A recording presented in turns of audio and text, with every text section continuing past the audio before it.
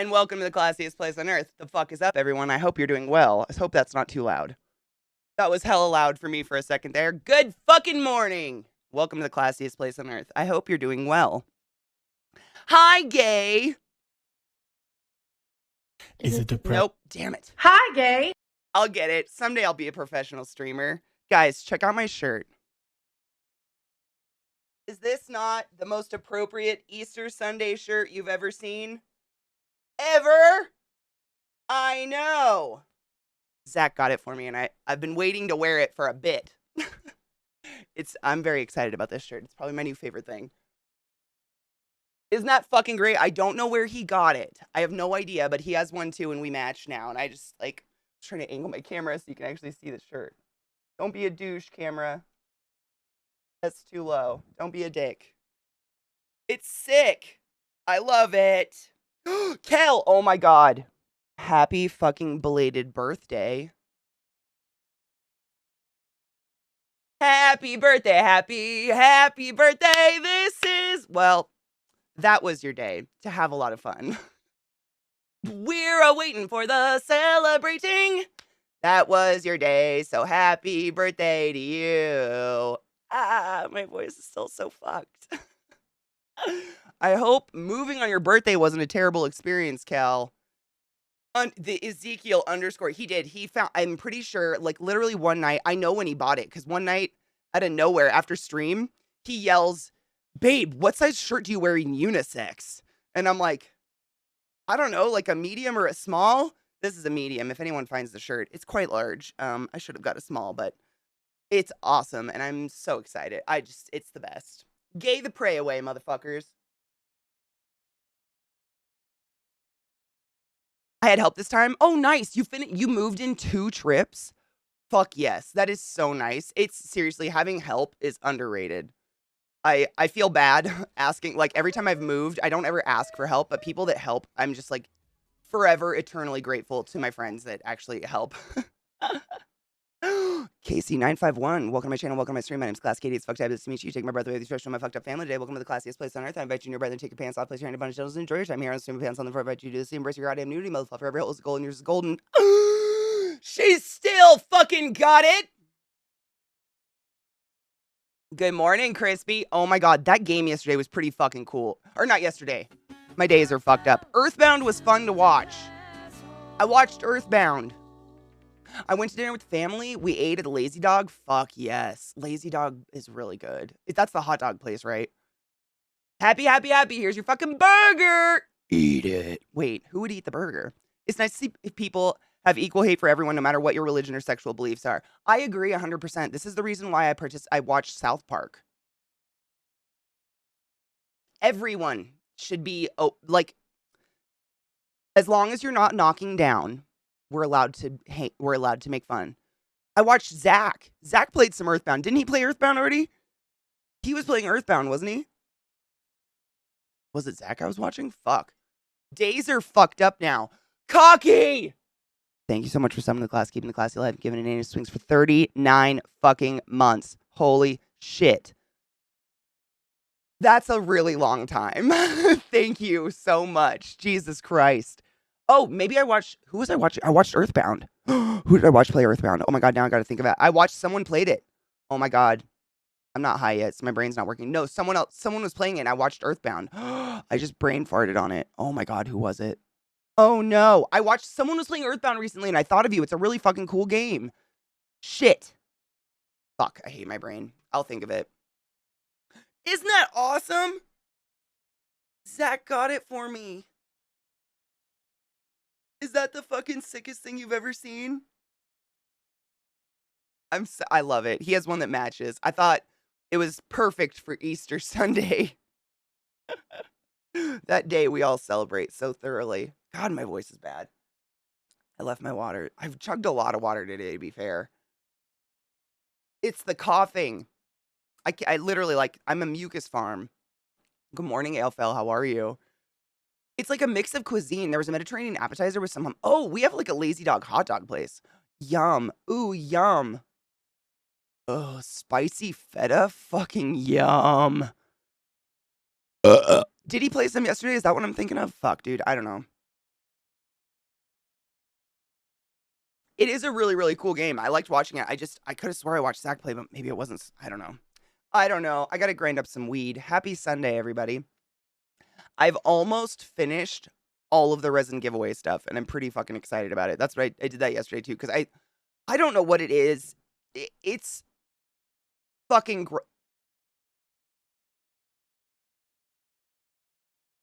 boom. When are they gonna play it? On the 14th. So the 14th, thank you, Glove, for putting that up, by the way. What's today, the 9th? So in 5 days is when Zach's actually going to play Earthbound for Crispy's giveaway, yeah?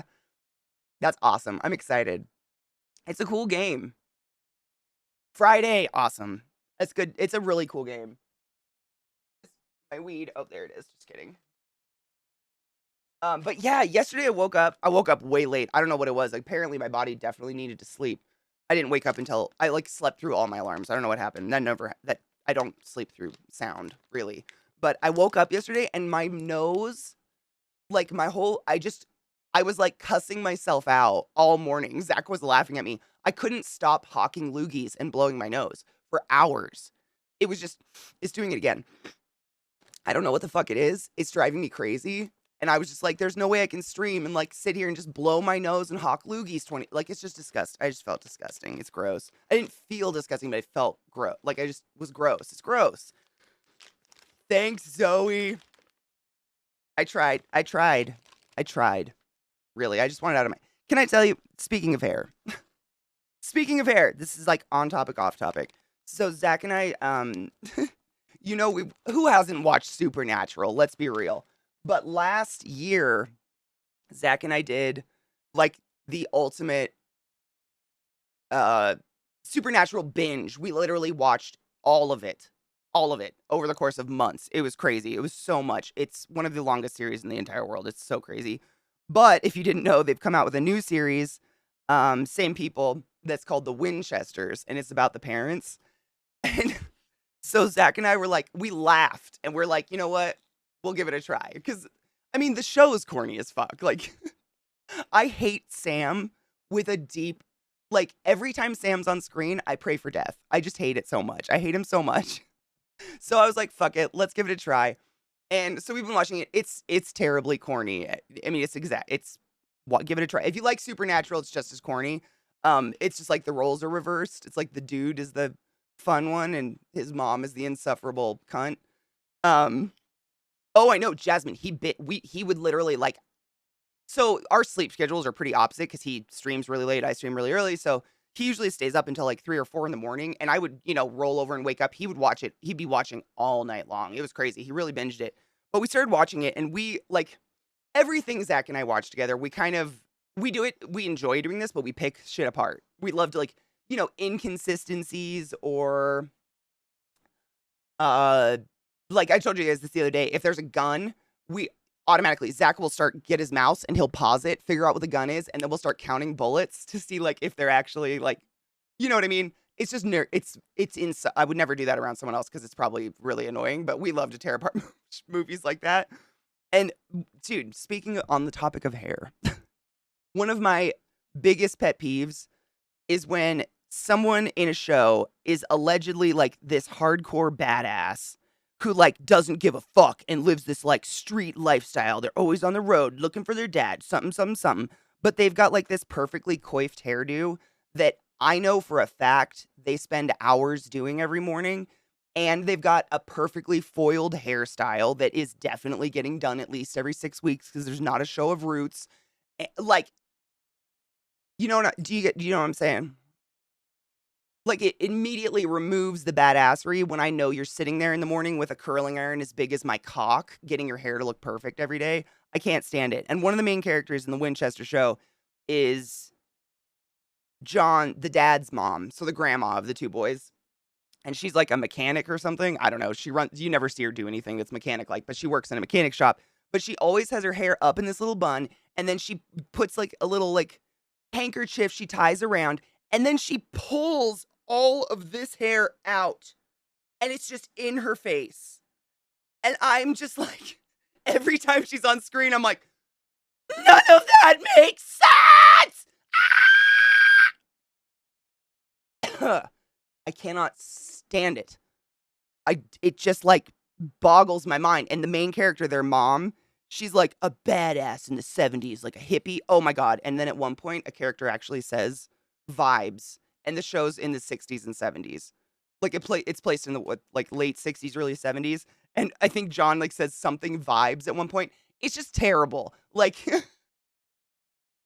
the like the only reason you even maybe have an inkling that it's in the 70s is there's two side characters who are consistently dressed nauseatingly like a hippie vomit. Like the most like the costume you get at fucking Spirit Halloween, like that level of hippie vomit.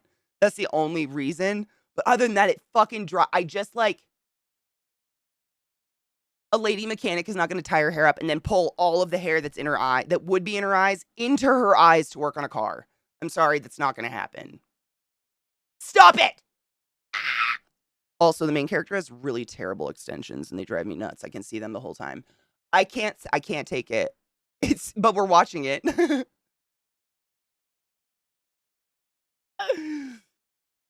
I know, dude, Cocky. I'm so glad. Will we do it together so I don't feel so bad? Like, Zach and I will pause the movie and do it together. But I would never do it around someone else because I know it drives them crazy.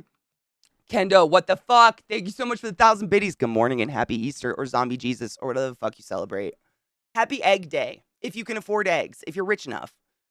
I found a link for the shirt you're wearing. May I post? Absolutely. Might still. Yes. So the shirt, Zach got me this shirt and I have no idea where he got it, but might found the link. Absolutely. It's so perfect. I thought it was great for today. It just says gay the pray away. I love it. It's great. Absolutely, yes. I'm gonna actually put it in I'll save it and put it in the Discord too. I didn't open Discord yet. I will. Oh, fuck, wrong monitor. Catherine. Thank you, Mike. It's literally, my friend called it Houdini Jesus Day. Shut up, that's beautiful. Oh my God, that's it. This is it. It's so good. Pray, wait, gay the pray away. I love it. Gay the pray. I'm gonna fuck it up a lot. I literally within the last couple weeks just watched a I mean, I think there's only one. There's like a documentary about Pray the Gay Away camps on on Netflix that's relatively recent, and I just watched that recently, so I'm gonna be all fucked up. Use me like a Kleenex and discharge your snot all over me for hours. Dude, I wouldn't even need to use you like a Kleenex. Just sit under me for a while. Oh, it's broken. Zach can't pass broken stuff. Exactly, Jasmine. That's the thing. Like, neither of us can. It drives us. And what's funny is he'll say, like, I'm so sorry, but this is really bothering me. And I'm like, don't apologize because 90 things in this show are already really bothering me. I'm just not talking about out loud because we're watching it in the dark. Let's dish. Like, I'm all about it. Ooh, Chinese or curry? Oh, God. I'd say curry. I haven't had a good curry in a really long time. Actually, since I went to London. The Ahsoka trailer is really fucking good. The only thing, like, if you guys know, I cannot find. So it's such a convoluted thing. But so Rosario Dawson is starring in Ahsoka as Ahsoka, and you guys know Ahsoka is my favorite Star Wars character ever. I've read all the books and all the fan shit, and I'm obsessed. But here's the thing: a few years back, this debacle went down, and this is what I know. This might not be truth. Thoughts aren't facts. It's just what I've been told, and I can't find any information leading to otherwise. But Rosario Dawson, her mother and sisters were renting an apartment to a trans person. The trans person couldn't pay rent or something, so they broke into the apartment with a video camera to evict the person, and they just start berating them with like trans hate and language and so on and so forth. I cannot, ever since then, like, no one's ever spoke about it. She's never acknowledged it. No one's ever acknowledged it. Disney still has her in shit. I don't know if it's real. I'm so conflicted because I want to like Rosario Dawson, but I'm not going to fucking support a family of trans haters. You know what I'm saying? I just don't know, though. And I've talked to Zach about it. Zach can't find anything either. Like, this instance happened and then nothing. And I just don't know.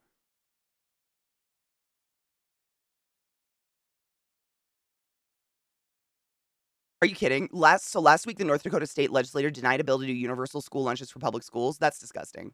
As a kid who starved a lot as a child, that's fucking disgusting.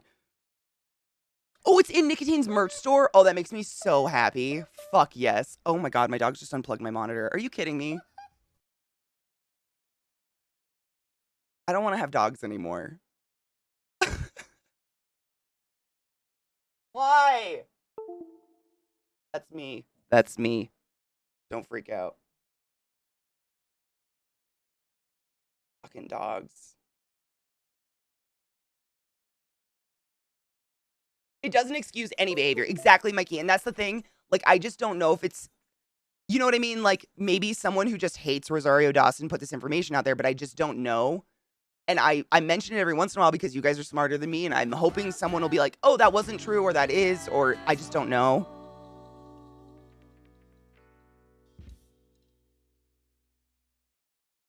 I click the link, and there's a cup in the suggestion that says the only thing that can stop a bad guy with a gun is a good girl with a dick. Oh my, stop it. Hold on.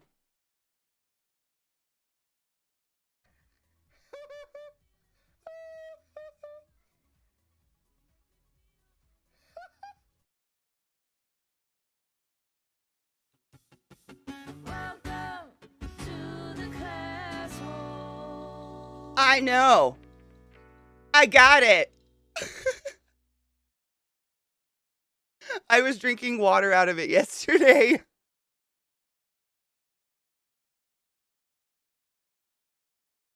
It's so good. Oh my God, Kendo, what the fuck? Bull V with that resub. Wait, did I miss your resub? Did I miss the No, I didn't. Okay, thank fuck.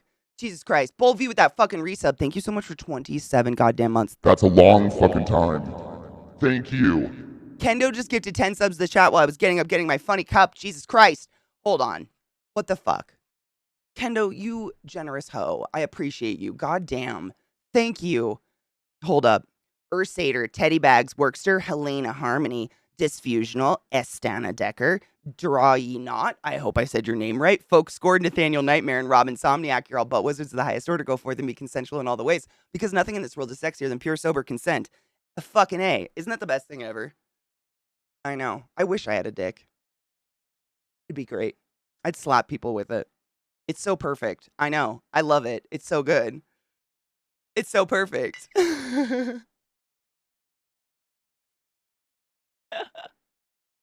Oh, I'm so glad you saw that cup. And because I forgot about it. I got it like and meant to show it to you guys and completely forgot it.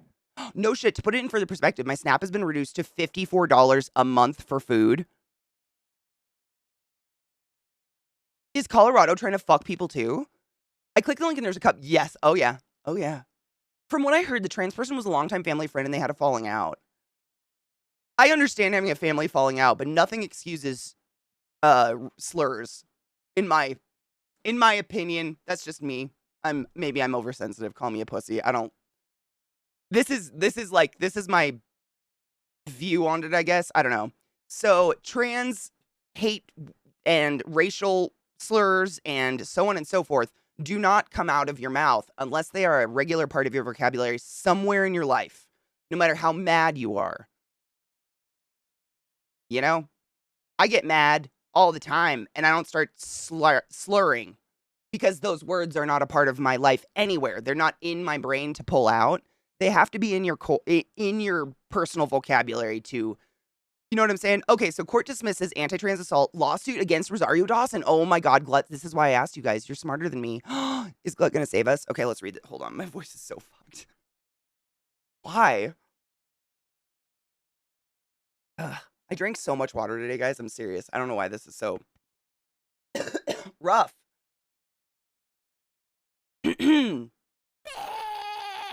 Bitch, Jesse Robbins, the fucking biddies. Thank you, you generous slut. I appreciate you. Kendo, you were way too nice, and I appreciate you. Thank you. Thank you. Hail the gay biddies. So this is what it says. Bitch, Mr. with a resub. Bitch, thank you so much for resubbing the class, keeping the classy alive, and giving an anus its wings. Hail Satan, motherfuckers. Happy Zombie Day. What the fuck? A hype. Okay.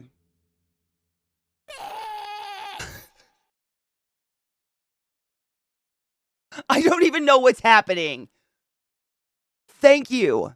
Jesse, Mr. fucking Dead Kel, thank you for the scam train. Fuck. Kendo, thank you for the 1,000 biddies. You're way too... What the fuck? What the fuck? Thank you. Thank you. I don't know what to say. Thank you. You're far too kind. Thank you for the fucking hype train. So it says, the dispute destroyed a decades-long family friendship, generated headlines around the world, and divided a galactic fandom. Last week, it ended quietly and without public notice with a full dismissal. Or at least it ended in the U.S. legal system. The intense feelings surrounding the case of Dedrick Finley versus Rosario Dawson seemed likely to endure. In 2019, Finley, a trans man who had known Dawson and her family for many years and worked for them in Los Angeles. You guys are fucking me up. I hate you. I love you and I hate you. Stop it. Worst. Blah, blah, blah. Filed a lawsuit alleging mistreatment and discrimination, including physical assault and anti-trans insults such as deliberate misgendering. It was a disturbing allegation against an actress who supported LGBTQ plus causes in the era of Me Too, blah, blah, blah. I'm just trying to scan.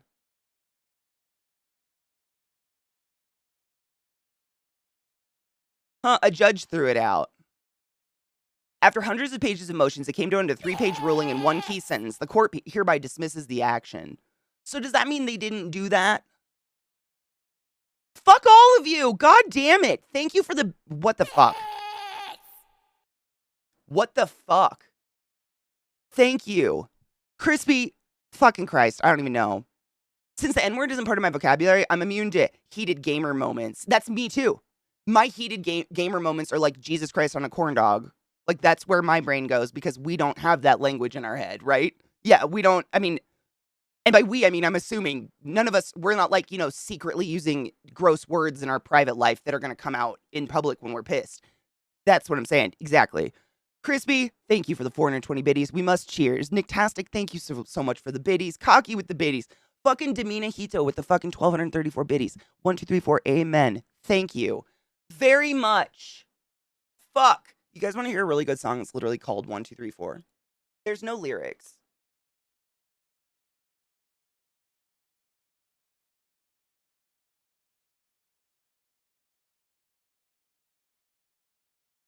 Wow. I way blanked. Sleaze, thank you so much for subbing to the class, keeping the classy alive, and giving an 8 swings with that fucking Prime sub. Do not forget your Prime subs. Every time you forget a Prime sub, you're firmly shoving a $5 bill up the beehole of Jeff Bezos. Also, puppies die. So, stop being such a fucking murderer. This is 3 Inches of Blood, but this is one of my favorite songs ever. It has no lyrics or anything. It's literally just called 1, 2, 3, 4, and it's really pretty. It's just really pretty guitar. The Louis Capaldi documentary about... What the fuck? Kendo, what the fuck? Thank you.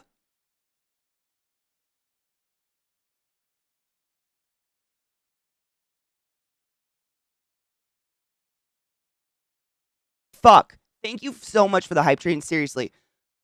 Thank you. I'm trying to catch up on chat. You guys are nuts. Thank you so much for the intense, I don't know what to say, the support. What does my shirt say? Jesse Robbins. It says, gay the prey away. Is that not the best? I know. I wish I should have got a smaller size because then it would be up here and you could actually see it. But I got a medium, so it's like huge on me, unfortunately. But it says, gay the prey away, and I really like it. It means the court didn't actually try the case. Does that mean that it didn't happen, though? Because the court could not try it, and they could have still used horrible anti-trans slurs. Like, I don't care how angry you are at someone. Exactly.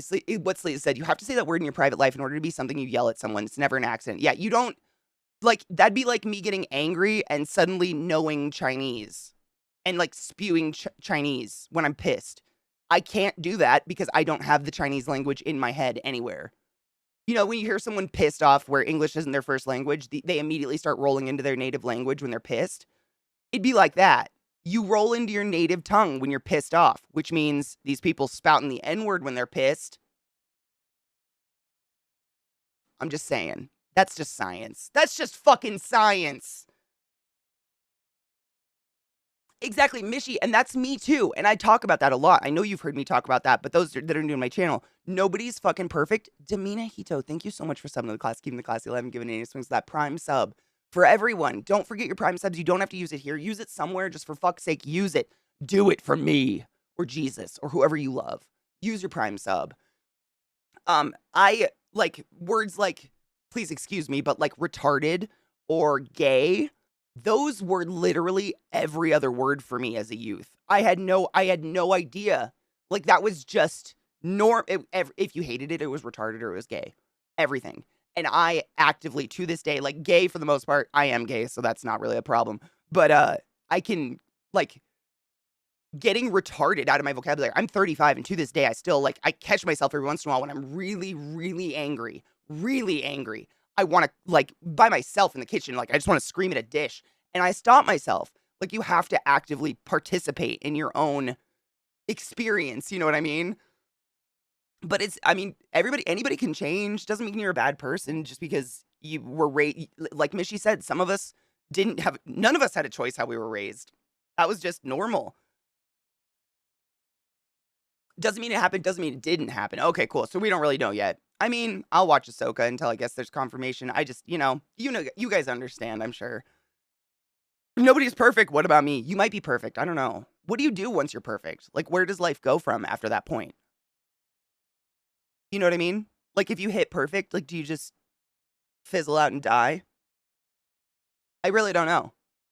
It doesn't sound like a fun time. I feel like we gotta strive forever, otherwise we just die. What up, Kinger? How are you? Good morning. The response from Finley, the plaintiff, was that the court God damn, that got loud. Jesus Christ.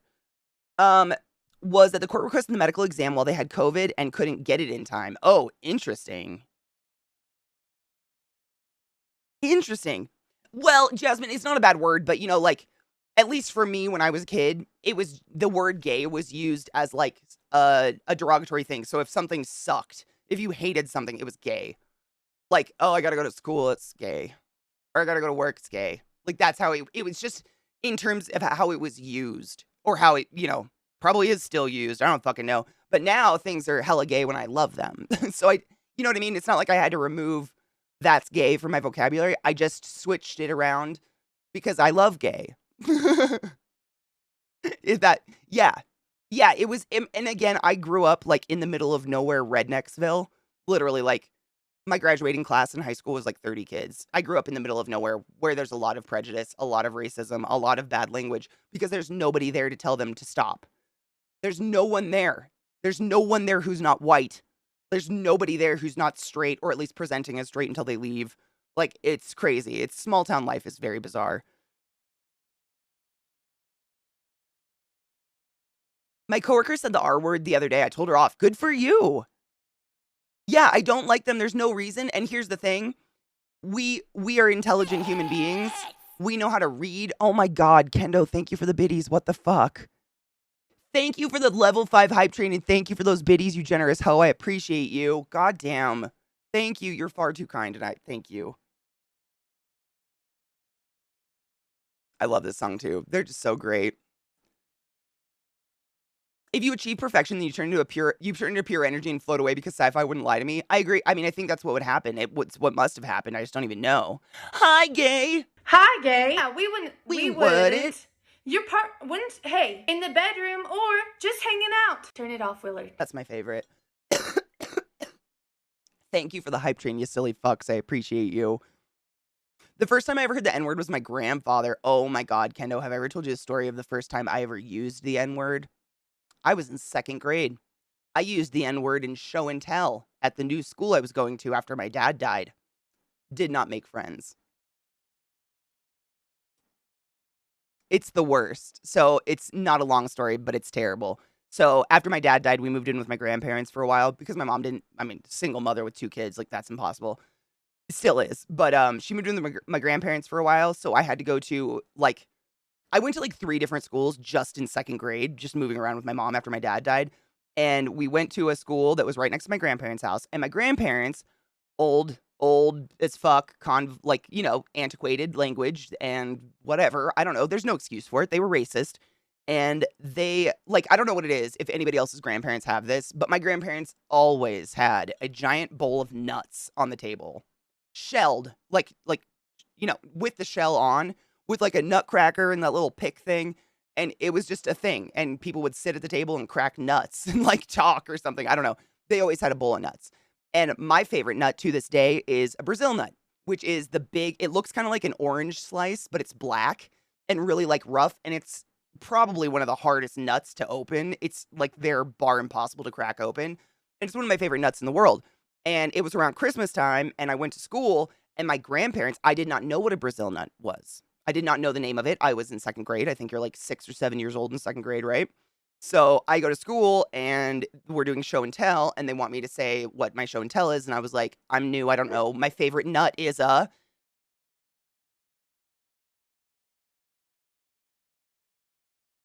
ento. To which my teacher called my mother immediately and was like, your daughter and my mom. I swear to God, my mom almost killed my grandmother. I've never seen them scream at each other like that in my life. It was the scariest thing I've ever seen in my ever. They were just like purple because my Nana was like, "There's nothing wrong," and my mom was like, "How dare you?" Oh, it was crazy. It was that moment might have solidified in me more firmly than anything else in my entire life that racism is bad. Watching my mom like be a fire-breathing dragon at my grandma because my grandparents thought it was hilarious. They thought it was so fucking funny that their little 7-year-old granddaughter went to school and told everyone her favorite nut is an ento. What the fuck? I'm not gonna say it. Don't look it up. I mean, you can figure it out. They're called Brazil nuts, for fuck's sake. Trouble, it's probably because you didn't hang out with racists. I'm sure normal people who aren't vehemently racist aren't like using that term. My grandparents, unfortunately, when I was younger, I've told you guys, my grandma definitely cleaned her shit up when she was older, and she actively like tried to be less of a hateful human being. But when I was little, man, oh God. Especially around 9/11. Oh my God, I remember when 9/11 happened. My grandpa was inventing racial slurs for Middle Eastern people. It was disgusting. And it was like every time we visited my grandparents, the whole car ride home was my mom being like, "We don't say that word. We don't say that word. Your grandparents are idiots. We don't," like, that was what it was all the time. It was just like, don't repeat anything your grandparents say. I used the N-word when I was 12, singing Wu-Tang Clan songs in the middle of nowhere in Croatia. Oh my God. I think I probably did when I was younger. I didn't know any better. Like, I listened to, like, Eminem and a lot of rap. I listened to a lot of rap, and I probably sang every fucking lyric. I probably assumed because it was in a song, I was allowed to sing it or something. I don't know. I was literally like, this is so weird. It's so fucking weird. I can remember the first time I ever touched a black person. I was 18 years old, and it was English 101 in college. It was so, like, that's how I grew up. Just literally, like, whitewashed. So I had to like do my own growing up. You know what I'm saying? But when I mean, it's not an excuse, but when you don't grow up around anyone there to tell you, hey, that's not appropriate, you just don't know. I didn't know. 18. Yeah, I know. Weird, huh? My grandparents, I mean, it wasn't like, my grandparents weren't like, how do I put it? They weren't sitting there like spewing off the N word every other word. But oh my God, I just told Zach this story the other night. I very clearly remember one time I was young. I was like in middle school or something. And it was me and my friend Liz were sitting on my Nana's couch next to her. And the movie Save the Last Dance came on the TV. And it's one of my favorite movies in the world. And I was like, oh my God, oh my God, oh my God, I love this movie. And my Nana picks up her controller immediately and changes it. And I'm like, the fuck? My Nana wasn't a cunt like that normally. I was like, the fuck?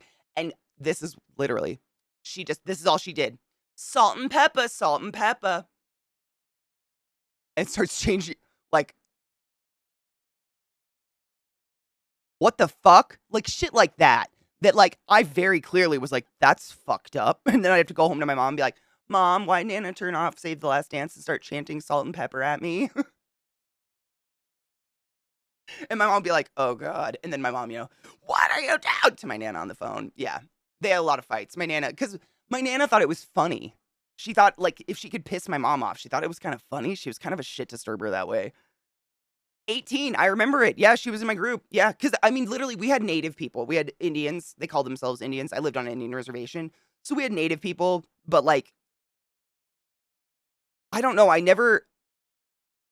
The vast majority of people I went to school with were, like, native or farmers. I don't know.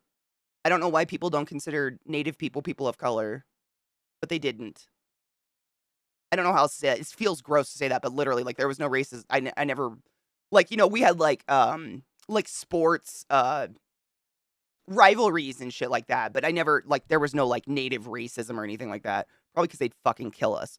They were tough bitches. Oh my God. The native basketball team was fucking rough. Oh my God. I understand native flu or fever or whatever it is. I understand it. It surprises me often I made it through those early years. I think about that all the time, Kendo. Like all of my family is redneck racists. Like they don't identify, like they're not like fully encompassed by racism, but they speak, they use, they're the type of people that like, they wouldn't consider themselves racist, but their language is clearly very racist. You know what I'm saying? Kind of like that. I was enveloped in that. I don't know how I turned out okay. I don't know how, because I literally, by all intents and purposes, I should be a little redneck racist piece of shit. I don't know how. Honestly, I think it was my mom. My mom very much like, she would always be there to be like, we don't use those words. And she would go after my uncles and aunts if they were like, used nasty language or something like that. I think that's the only reason, because other than that, whereas I had the projects across the street from the football stadium and they would line the fence to watch. I wasn't a minority, but I was comfortable with 90s black culture. See, I can't even fathom. I grew up with more turkeys than people. Oh my God, guess who's coming to dinner? Seriously, though. Gen Alpha? Wait, hold on. TikTok, please don't make me log in. Why does TikTok always want me to log in on a fucking browser? No one logs into TikTok on a browser. I don't even know my login. TikTok likes to haunt me. I don't get it. I don't know if the kid understands what he's saying. Looks like middle school, and the way it's written makes me think he's reciting something. What is it? Is it weird? Wait, what is Gen Alpha? What the fuck is that? I didn't have a single black person in school with me. The district I'm in specifically cuts out the area where black people live. Oh, like redlining bullshit? Like that racist redlining crap? So I didn't go to school with a black person until I was in college. That was me too, but honestly, there are no black people in Eastern Washington. I'm pretty positive. I don't know why I wouldn't. If I was black, there's no black people. There's no community. Like, there's just no black people at all. There's no people of color. Like, there are native people and white people, and that's it. Salt and pepper, that kind of sounds like a TV screen show. Screen snow. Yeah, let's fucking smoke. I said I was going to cheer. I owe a cheers for Cocky and for Crispy ages ago, and I just keep talking. Cheers.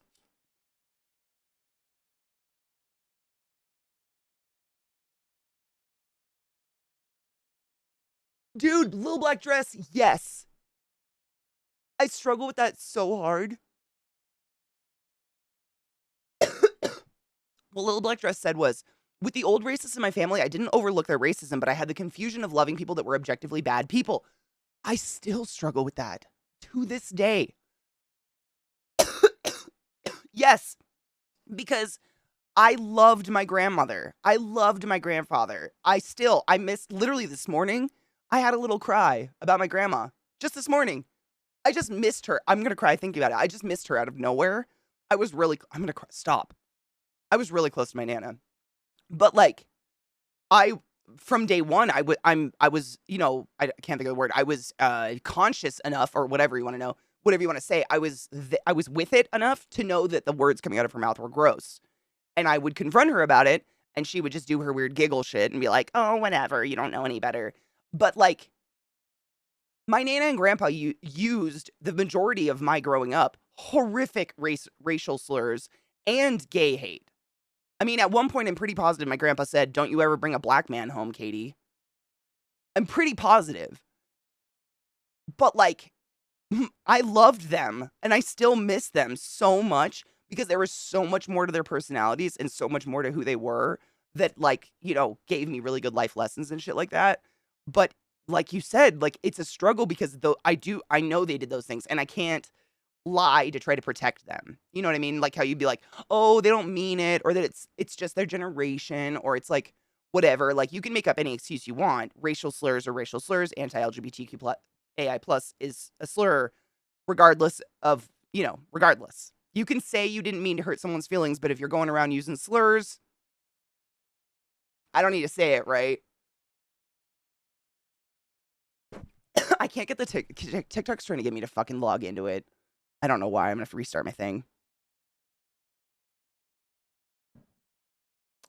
Hold on, I'm just catching up. I came from the suburban race side to unlearn a lot more subtle racisms. Yes, that's me too, 100%. I feel like I still do. Oh, I know, but what is it? When is alpha? When is it? Like, I just don't know. Is that like new? Is that like younger than Z? I don't know when alpha is. That's basically, I just don't know. I don't have kids. I had the opposite. Grew up in the West Midlands, moved to South. I love the Midlands. Moved to Southwest when I was 8, and apparently I cried because there were no black kids in my school, and it was a culture shock. I understand that. I understand that. I wouldn't feel like I lived in America if I wasn't around black people. Florida's the best in regards to having every type of person. Spicy, and that's kind of like what I did after high school because I was well aware. Like, you know, my all of my family, like my extended family, lives in New York City and in Seattle. So in traveling throughout my youth, I got a lot of exposure to the real world, like not this little like bubble of Kettle Falls that I grew up in with like 1,500 people, period, full stop, still to this day. Um, I feel like I'm gonna choke. Hold up. I might have to cough. No. No. Or sneeze. Okay. No, it's fine. Maybe. So what I did was I went to college. And I went to college like in the Seattle area, big city area, had English 101. A girl was in my group who was black, and I remember like we were in a group together, and I like grabbed her arm and shook her, and I was like, pay attention. Like I was just fucking around. Literally, and just had this moment where I was like, I don't think I've ever touched a black person before, and that's fucking weird. And so once I graduated and got my medical license, I moved to Baltimore, and I was like, this is where I live now. Because I don't ever want to be an ignorant cunt of any kind, whether it's an ignorant white bitch or an ignorant rich bitch or an ignorant fucking I don't want to be fucking ignorant. I don't like it. And I mean, not only did I get a job at Johns Hopkins, which is like one of the #1 hospitals ever, like no one says no to that job, but I needed it. I needed a culture shock like that. I needed to get the fuck away from my family who is 100%, 99.9% white. Them telling me what racism is. Does that make sense? I feel like I just talked in a circle. Does that make sense? I don't want to hear about racism from white people. You know what I mean? I want to learn from people who are being subjected to the systemic bullshit of our country. Like, I feel like that's where, not that I'm like walking up to black people in Baltimore like, teach me about your struggles. But you know what I mean? It's that, I don't know. I don't know everything, but I think you catch what I'm saying. My white old parents telling me there's not much racism left in the world, it's only in the South, is probably what a lot of you were told as children, I'm sure. And it's not correct. And it's like, I know my parents want me to feel like safe, like the world is a beautiful place and everything, but there's something to be said about being aware of reality in the world. Isn't that great? Gave the prey away. Dude, Lizzie, isn't that the best? I thought it was great for fucking Easter. It's so perfect. Black Beast, thank you so much for subbing to the class, keeping the classy alive, and giving any swings for 14 fucking months. That's a long time. Hail the dank lord, bitch. I appreciate you. How are you, love? Ooh, okay, maybe I can get this one. Hold on, Brilla. I'm trying. Hold on, I almost missed it.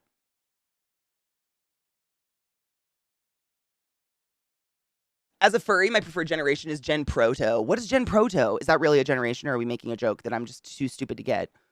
They may be speaking as their generation, but they are not. But they are speaking in our generation. Yeah. I just cut off a friend I had for 14 years because she outed herself as a TERF. I'm so sorry. And literally referred to trans women and men as penis and vagina.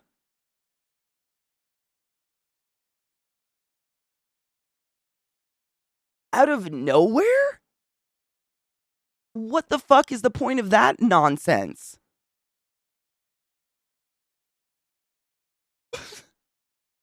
I cannot stand that there's like this huge portion of the world that wants to define my entire being by my genitals. What the fuck? The Detroit metro area is probably the most diverse area in the US, in my opinion. Maybe not by percentages, but mostly, almost certainly by number of different peoples. I think California is the most diverse state, if I'm not mistaken. Zach and I looked it up one time just for funsies.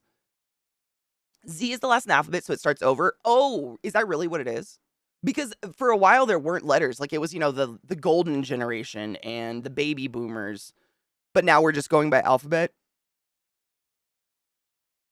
You respect people and their stories over what your story is. Exactly. Like I will never be able to speak to the racism of people of color in this country because I am hella white passing. Like that's basically what I'm like. For me to speak on, it's ignorant. I'd much rather speak to people who experience this kind of shit. And I literally moved to Baltimore the year what's his fuck, that guy was beat to death inside a cop van, and the I'm blanking on the word. The mobs of people went through Baltimore burning the city down. That was the year I moved there and worked at Hopkins, so I literally got the sink or swim experience, and I think it was great for me, and I think it made me a better person.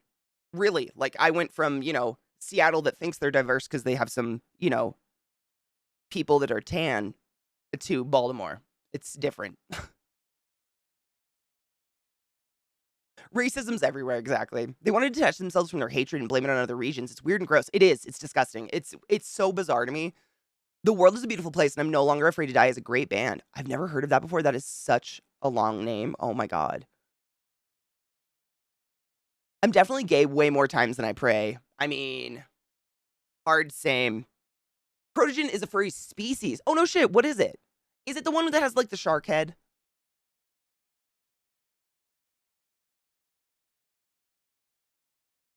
Jesse Robbins is disgusting. It's wrong. I mean, it's just as antiquated as people being like, I love a southern accent. Do you want to know who has a southern accent? Everybody in Eastern Washington State. One of the most northern states in the United States of America. Like, that's one of the ones that always boggled me. Every single male in my family talks like this. And they got a little twang on everything, and they kind of slur it, and they're missing some teeth, and they kind of go like this, and that's it. Every single one of them, they were all born and raised in motherfucking Western Washington State. It's just a redneck accent, my dudes. It's not fucking southern, but it's not southern. Like, there are southern accents all across the northern states. I don't know. I've heard them, a lot of them, probably not all of them. There's no fucking way you can hear all of them, but there's tons of them. And there's so many different southern accents. I mean, you guys know that. There's like a Georgia twang, or not even a Georgia twang. There's the Texas drawl, and then there's like a Georgia, I don't know what you would call it. It's like a Georgia accent feels musical to me. I don't know. They're all different. Every like, you can go even two sides of the same state, it can sound different. Louisiana, oh my God.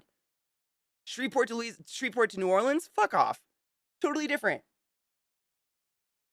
But I love that. I think that's really fun. It's kind of like when you go to England, it's similar. England is very, very similar to, like, the English accent to me is similar to the Southern accent in that, people will be like, I love an English accent, but there's a million of them. Like, we can never just say, like, I love a Southern accent. There's so many different, like, levels of it. I don't know what to say. I don't know how to say it, but you know what I mean. Washington, D.C. is super diverse. I love D.C. Does Atlanta have a huge immigrant population? I didn't know that. What up, Rin? How are you, love? How was canning? Being a TERF is crazy. I just can't. It's such a weird thing to waste your life hours on. Hating. Joining a group of hate. The thing that I find to be the most threatening is how TERFs clock any woman that's not idealized that has non-idealized features. Do they really? Wait. That doesn't mean what I think it means, right? Freddie Gray, thank you. There were a few horrible murders within a couple years' time that were super close together, and sometimes I mix them up. I believe it was Freddie Gray. He was put in the back of a cop van, and then they took him on a joyride and, like, flopped him around in the back, and he ended up, like, having a seizure and dying. And the city burnt itself down. It was fucked up. Same with the valley in South Central Alaska. I think it's just kind of a redneck and I'm not meaning that in a derogatory term, am redneck. Like, I can hawk a loogie farther than any of you. I would put money down on that. Am redneck. Not meaning it in an insulting way in any way, shape, or form. But I think that's just kind of what it is. I know my baby's here, but he's so black you can't see him. We become one. He's my boy. You're such a good boy. Oh, thank you. Oh, thank you. Oh, yeah, you're such a good boy.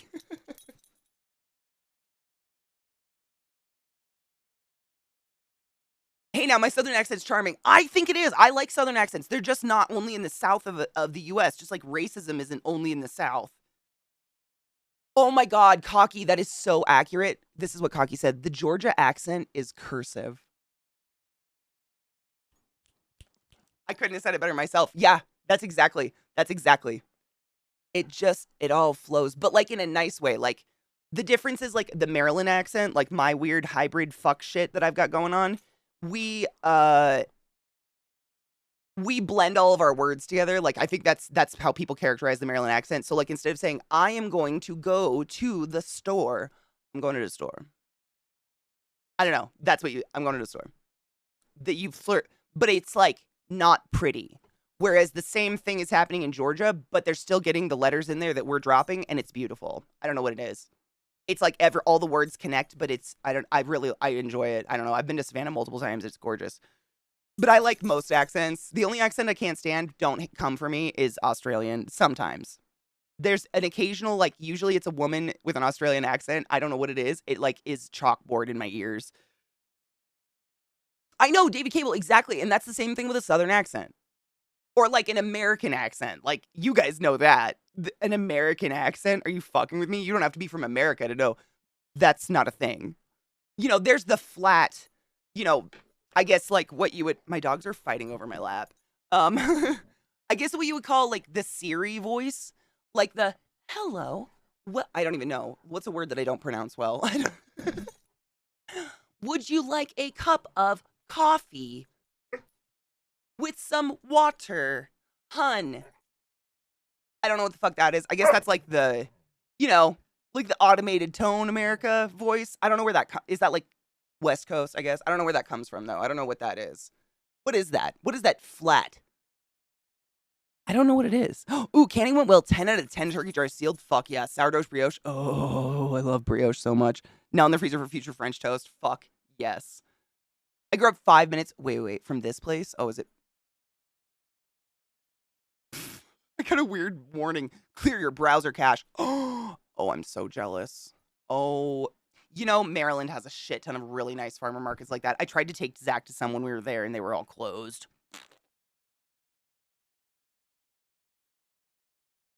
Early French influence, possibly, yeah. Atlanta has a ton of people from elsewhere, even back in the 90s when I lived there, both people from northern states and other countries. I love that. I like living somewhere where it feels diverse. I always felt that way about Baltimore, honestly. Like, there's a lot of people from all over the place in Baltimore. People come there for all sorts of reasons. Because for as murdery as Baltimore is, it's got a couple, like, you know, it's got, like, Hopkins and shit, which is weird. Oh, yeah, no. Repost. In the spirit of fuck racists and turfs and gaying the prey away. Non-believing responses towards whatever this tradition means. Wait. My dogs are growling. I think I need to take a break. Did you repost it? Did I miss it, Lizzie? My dog is growling on my lap. What's your problem? What are you growling?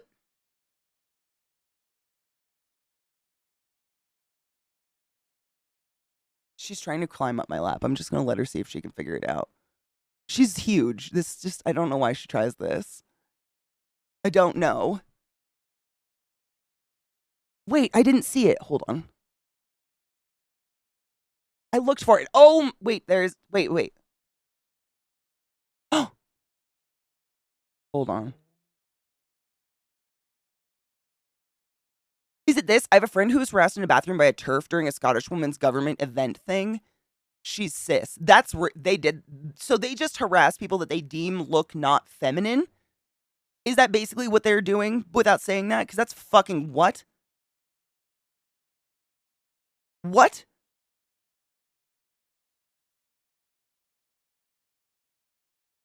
It's like saying all of America's a New York City accent and then keep pushing that narrative to other people. Exactly. Yep. When a New York accent, for one thing, doesn't exist, but also it doesn't exist. I don't know. There's a million. Did I Lizzie, am I crazy? I'm literally scrolling. It starts with Happy Easter Sunday. Why am I like this?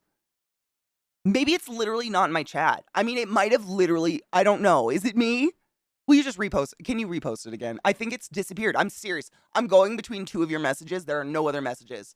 I don't know. It might be my chat. Maybe it fucked up. I don't know. I feel crazy.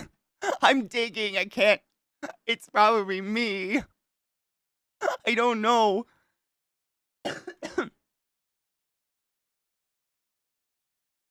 Is it? No, it's gone. Is it gone for you too? Am I crazy?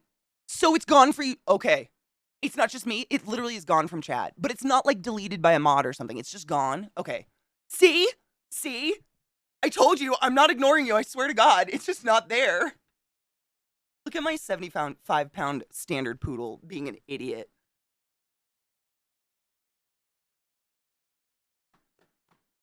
Did you make it? Yeah, it's tiring, huh? She's such a fucking... It's an Easter miracle. How the fuck are you, Timon? Good morning. Happy Sunday, everybody. Protogens are cyborgs. The most recognizable part of their face is a screen. Oh my god, kind of like in Stray. Oh, it's made of nanomachines. They usually have other mechanical parts. Ooh, I love that. By the way, I showed Zach, I guess I didn't show him, but I learned that Zach had never seen Hardcore Henry before. And I was like, I'm sorry, what? And so I immediately had to show him, and we watched it last night, and he loved it. So I'm very happy about that. She really does think I mean, I'm not a small person. This is a big dog, and she just desperately, like, thinks she fits. She just... I got big hips, man. She still can't fit. I don't... I don't know what you're trying to do, baby girl. This is...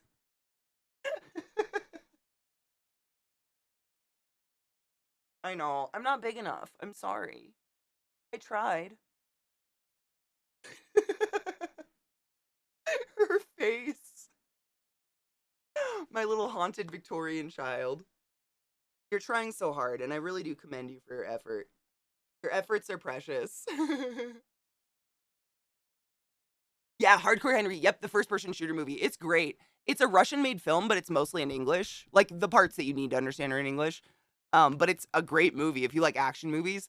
I was talking to Zach about that last night. It's weird. I noticed recently, I don't know why, but I noticed recently that all of my favorite movies are, like, nauseatingly masculine, and I don't know what that says about me. Like, my favorite movies are, like, Fight Club and Bronson and Guns Akimbo and Hardcore Henry. I don't know. Should I have a penis? I wish. I'd slap all the bitches with it.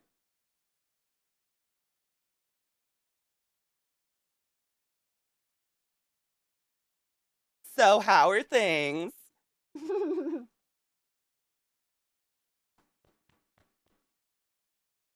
are you doing?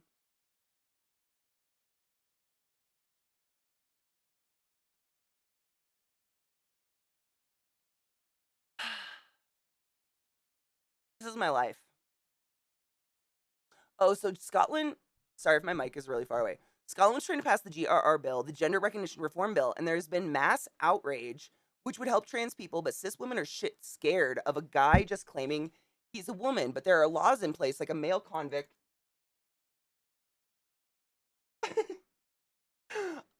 Like a male convict who claims to be a woman won't serve time.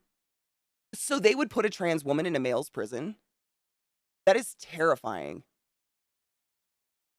Fatal. I'm feeling a lot. I feel so much better. I don't have pneumonia anymore, but like, I don't know if it's my allergies or like the post-pneumonia nonsense, but I am so mucusy. Like, I can't stop blowing my nose.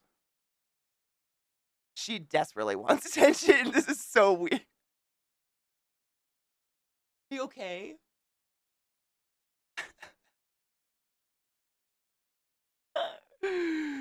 Fight Club's a thinking movie. I love it. I watch it. I used to watch that movie constantly. I don't know. Those kind of movies, like, they're like action movies, but they're also thinkers. She really wants me to stop talking to you.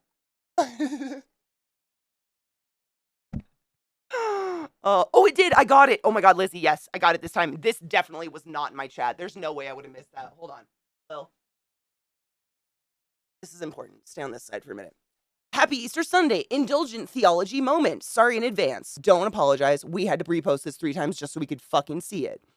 If you value Jesus as a political revolutionary, then you might like the social resurrection thesis instead of the literal resurrection, where the community resurrected his movement through ritual and teaching because those who violently oppress and subjugate never have the last word.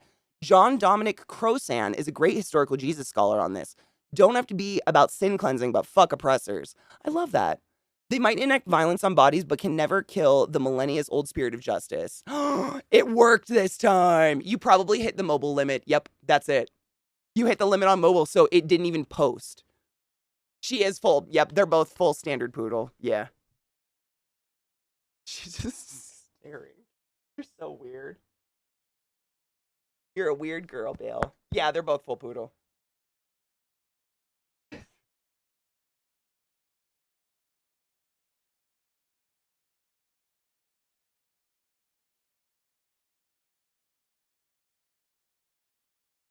What?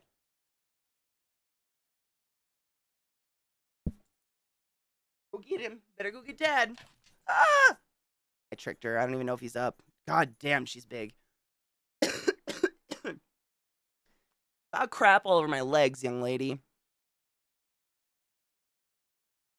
I found an app, Merlin, that'll let me search for birds by size and coloring, and I've just been able to ID new to me birds. Ooh, that's pretty dope, actually. I think my shit unplugged. It did. Damn, you unplugged my headphones.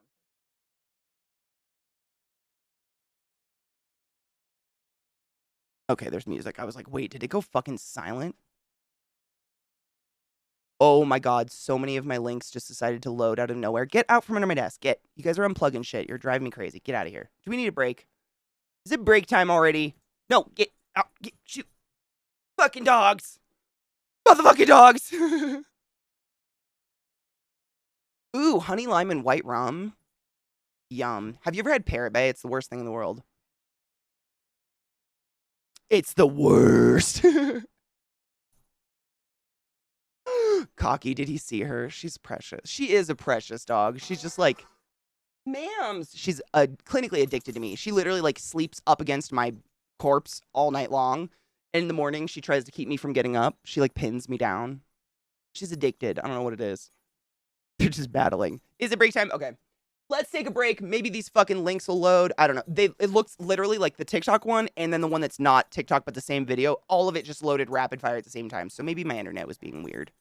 So we'll be able to watch those when we get back, hopefully. His eyes got big. Got big. That is a poodle. Oh, no shit. Did he not know that they're big, huge, awesome dogs? Oh my god, they're hunting dogs. I didn't know that. Honestly, till I got poodles, I had no idea. They're German waterfowl hunting dogs. And they act like it. They are not. They're the least like any other. I've had labs more prissy than this crazy sack. Seriously. Oh yeah. I mean, honestly, until I had a standard, I had no idea. I had no idea that they got so monstrously big. Like I did not know. These guys. He's about 85 pounds, and she's like 70-ish. They're the same like height and everything. He's just like solid. He's a boy. He got muscle. Yeah, they're huge. I mean, they get even bigger. Like, I've seen standard poodles that come up to, like, hold on. Here, bud. So, so I've known standard poodles that can put their paws on my shoulders. I have to bend over for him to do it, but he's still pretty big. Are you such a good boy? Yeah. Can you say hi? Like, no. I'll go outside. Okay. Okay. Okay. Oh my god. All right. Break time, my dudes. Stretch your dicks. Enjoy this adorable bunny. Eat some eggs. I don't know. What do people do on Easter? Eggs are so expensive. Nobody can afford eggs. I'll put on some good music. I'll be back in a minute. Because if you didn't know, we read the entire Bible on stream like a couple years ago, and it was a horrible experience. I did find the Bible we read on stream, though. Torn to fuck. This is the one Lizzie, I think you've been asking me which one. Or Lizzie knew. You guys kept asking me. It's it is the new international version. That's the one we went through. But I was trying to find the Ken's Guide because there's a whole portion on Easter that's actually super. It was interesting to me. Being raised Catholic, you know, you're fed some bullshit. It's what we're all fed some bullshit, let's be real. But what I found really interesting is that on the day of resurrection, actually a shit ton of people are resurrected. Like all of these like rich royal people are resurrected, and the entire city is walking with zombies. But like the story just follows Jesus, and it's never acknowledged again what happened to all these other people that also rose from the dead. So allegedly there's like a lot of people that rose from the dead that day. It was really interesting. I don't know where it is in the fucking Bible though. It's a big shitty book. I don't know where it's at in the book. But I remember reading that and being like, what the fuck? What happened to all the other zombies? My personal beliefs is whichever path you're on to God, to enlightenment, or whatever you want to call it, as long as you're harming no one else along the way, that's the correct path for you. No God I believe in would ever come down on you for following your heart. I agree. I agree so hard. And a God that would, I want nothing to do with. Honestly, I want nothing to do with that person. What up, Stajan? How are you, love? Oh my God, Lady Emma, I don't light candles either. Like I have a few candles. Every once in a while I will if I'm like in the mood. But when I am a pyro, I guess. I don't know. I'm not like a pyromaniac. Like I don't light things on fire to watch them burn. But I do like fire. I like to watch it. Like a good campfire is nature's TV. Like I can just stare at fire. I really like it. When I was a kid, I loved lighting candles. Like I thought I was very mystical and witchy, and I would sit and like journal with a candle lit or whatever. And I had this desk that was just like a cheapy, like made of particle board desk when I was like, in middle school or whatever. And I forgot I lit a candle. And when I came home from school, half of my desk was burnt away, and there was just a big black strike up the wall where the house didn't burn down, thank fuck. But it scared the shit out of me. I just don't fuck with fire, man. Fire can take you out. And then living in fire season in Washington State is just a fucking horror story. So there was a case of a male R word. A male R word of two women after being charged claimed he was claiming to be a woman. The person was held in a woman's prison to be assessed, but that wasn't really put out. The person was in isolation while being assessed, and that's when the mass outrage was happening. And then the person was being transferred to male's prison, but some of the Scottish government, including the FM, couldn't say the R word person was a male or female, but the government was emphasizing that they were I mean, honestly, if you're fucking going out and please, I hate the word. If you're raping people, you're a rapist. I don't care what your pronouns are. Anyone can rape.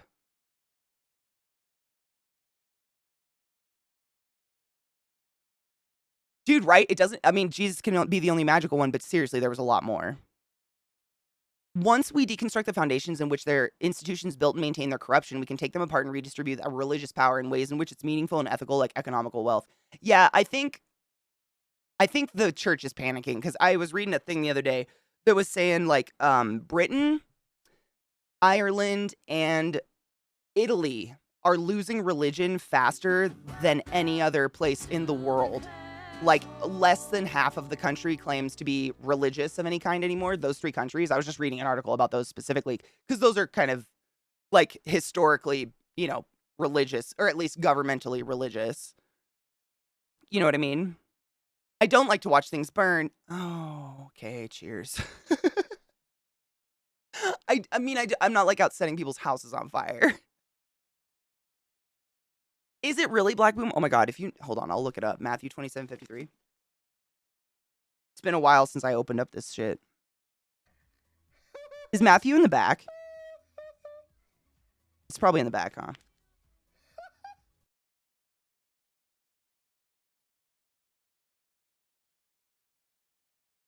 John, Jacob, Jingleheimer, Schmidt, Luke, Mark. Wait, what did you say it was? Matthew, right? Savage Panda, thank you so much for summoning the class, keeping the class alive, and giving it swings. Fuck. Neat. I love you and I appreciate you. How are you, love? Diffusers are great. I love diffusers. True, Yeet. You amen on that. Yep. You're right. That's when the government was saying that the opposition parties and media were calling the government out on it. Really? I mean, the smoke alarms here went off at 1 a.m. when the power was out like 2 years ago. That's terrifying. They put a D in with the P and expected what? I'm saying. It is. Well, Michi is crazy. I mean, I believe, like, it makes sense. I mean, I guess I kind of felt it. I don't know if "makes sense" is a good word, but when I visited, oh, I found Matthew.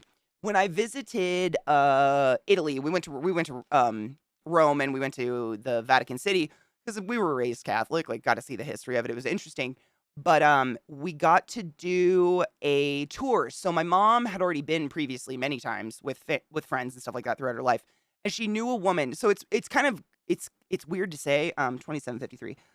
It's hard to explain, but basically in Vatican City, any citizen of Vatican City can get like a permit to do tours of the city of any kind. And if you do, I passed it already. If you do a private tour with someone like that, you get to go in really unique parts of the Vatican, like as opposed to just doing the, you know, everyday whatever tour that most people have to do, like the one that you're just like shoved through this main hall all the way to the Sistine Chapel and that's it. And it was interesting because my sister and I are like, my sister is atheist, like she straight up says it. I consider myself like spiritual or whatever. I don't consider myself religious or like Christian by any means, but nature is amazing. I don't know. And so we kind of had like, we were going through it, but we were both like, ew, religion the whole time. And I don't remember what comment we made. Something, I think my mom said something about like, I don't remember what the comment was, but something made this woman turn toward, like the tour guide. She turned right towards us. She goes, "Oh, this isn't a religion. Catholicism's a government. This is a political body." And she was just so matter of fact about it. This beautiful Italian woman. I was like, "Oh shit.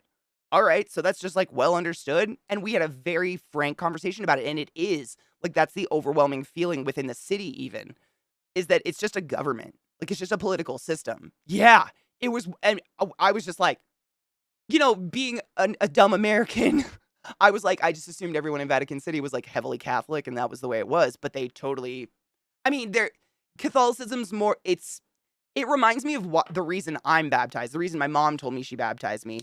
It's more of like a culture or like a way of life than it is a religious thing. Like, it's just kids get baptized. Like, it's kind of like circumcision in the US, unfortunately. It's just kind of like that's the way it is.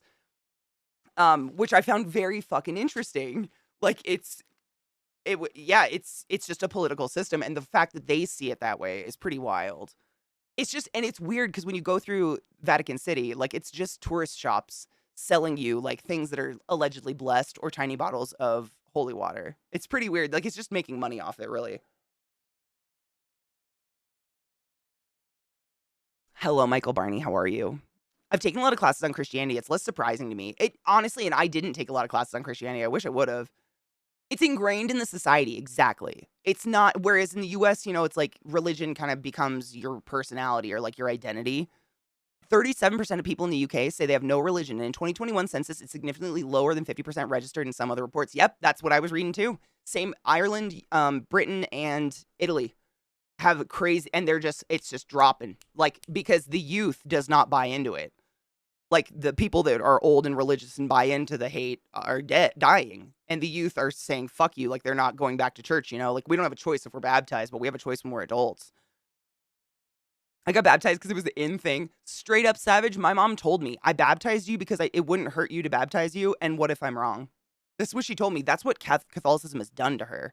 Like, she doesn't consider herself Catholic either. She just is spiritual. She likes to read like Deepak Chopra and stuff like that. But she was raised in Catholic parochial school, and straight up, that's what it's done to her brain. Like, she did it, both my sister and I. Oh my God, have I told you the story about my sister getting baptized? It's fucked up. Time in. Imagine if there was a restricted library section. Oh, I'd be in there. Coffee, toast, anime. How are you, love? I could make holy water, I think. I'm Catholic. I've done the whole thing. Well, according to them, I'm Catholic forever. Hell yeah. Well, we read the Bible years ago on stream because, again, recovering Catholic, we're taught in most Catholic churches, like big ones, most of the sermons in Latin. I had no idea what was being preached to me. Mea culpa, mea culpa, mea maya, mea culpa. So it was really interesting to me to actually read the Bible. And my good friend Lizzie and a couple other people in chat are heavily educated in theology. Not like they're coming at me with culty Christian shit, but like, you know what I mean? Like, they study the texts. They know better than I do the translations. Like, how do I say that? not the translation, but like the contextual translation. So for instance, in the Bible, literally, like I have the book upside down. In the Bible, the way circumcision comes about is a prince rapes a princess, and after he rapes her, he goes to her father and is like, I guess I'll have her as for a wife. And the father's like, sure, but first you and all your soldiers have to get circumcised. And on the day they all cut the ends of their dicks off, he floors their fucking kingdom. Like it was a joke, and then it goes to sacrament. And I couldn't find the in-between. And Lizzie explained to me, it's literally, they took circumcision and replaced killing your firstborn for Jesus with cutting the end of their dick off instead. And somehow it became like this super normal thing later in life, and people convinced themselves it's for hygiene. There's just really weird things in that, like, that if I didn't have these people around, I would not know that. There's nothing in there that you would ever get into that contextual stuff. You know what I mean? I was baptized or whatever, Protestant, but never, yeah, exactly. That's me too. Yep. As I was saying above, the work also needs to focus on atheists and agnostics who have a view on religion that's fundamentally grounded in imperial and colonized religion. It's easier than challenging a lot of never will change Christians, 100%. But people gotta put their assumptions aside to break down the institutions that hurt us and murdered so many more, so that we can heal and help thrive, grow the freedom to believe or not believe with community, ritual, scripture or not. I 100% agree. Yeah, I agree. I feel like there's something in the culture of a lot of Christianity, forgive me, I'm just using that as a general term, where it's like their faith is threatened by my lack of faith, and therefore I am enemy number one. And I don't know where that comes from, and I wish that wasn't a thing. I'm not here to challenge anybody's views. I have lots of wonderful Christian friends and otherwise. Like, I don't care if you're religious. Just don't fucking shove it down my throat. You know, I love talking about this stuff. Like, I'm never here to hate on anyone unless you're trying to, you know, knock down a person, community, etc. Yeah. My mom forced me because my brother and sister got baptized. Oh, really? I spent 15 years in the church. I'll never go back. I can't. I tried when I was in high school to try to like join a church again. Just for like a friend of mine was joining a church. Like she was getting into religion in her later years. And I was like, I'll go to one with you. Literally, the pastor spent the entire time talking about how they need money for a new parking lot. And I was like, I'm out. I hate religion. You grow up with abuse scandals, the church and the laundry is coming out of the shadows. And of course, the younger generation's like, that's bullshit. I don't want any part of it. Yeah, I mean, they're smart and you can't hide that information from them. Reading a Bible is good for everyone. You'll become an atheist by actually reading it. I mean, true. Again, must stress, a theory, not a fact. I mean, none of it. Exactly. I assume, I mean, let's just assume that whenever we're talking about a theological text, right? It's all theory. Like, none of it's fact. What we're trying to guess out of it. I was looking for that. What is it? It was Matthew 27:50 something. Yes. Oh my God, this is it. The death of Jesus. Shut up. I'm about to read. This is the New International Version if anybody gives a fuck. It's just, I honestly, before we read the Bible on stream, I just Googled what's the most used Bible in the world. It's this one. Or was at the time, I guess. Europeans, I mean, I guess. First of all, they're here killing your firstborn for Jesus. Good morning, Karaki. How are you? Oh my God, Karaki, I know you'll love this. Look at my shirt. It's the best. Zach got it for me and I saved it for today. I was so excited to wear it. I know. Isn't that the best thing you've ever seen? Gay the pray away, motherfuckers. I just love it. It brings me much happy. I'm not religious, though I was raised Catholic. I don't have any issues with people being religious. I have issue with the institutions. I do too. Yeah. It's never I mean, I don't know anyone religious who's ever tried to be mean to me. Spread the word of God got turned into shove it down their throat. Yes. Yeah.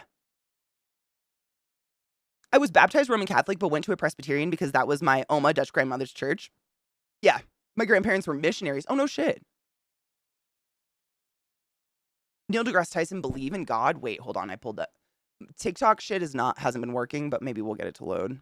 It just keeps wanting me to log in on a browser. Like it's doing like the fucking Instagram thing.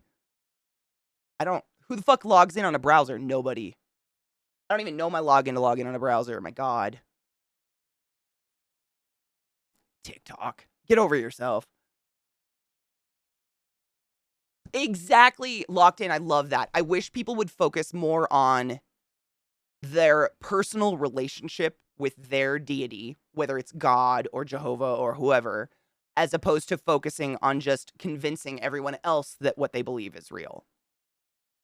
I guess. Does that make sense? Yeah. Like I that's why I consider myself like spiritual, I guess, is that I find like my relationship with God, for lack of a better word, is with nature and flowers and plants and going outside and looking at wildlife and going hiking and camping and stuff. Like, I look at plants growing, and like the fact that a redwood tree comes from a seed that you barely can see with the naked eye is magical to me. Like, that's God to me, I guess.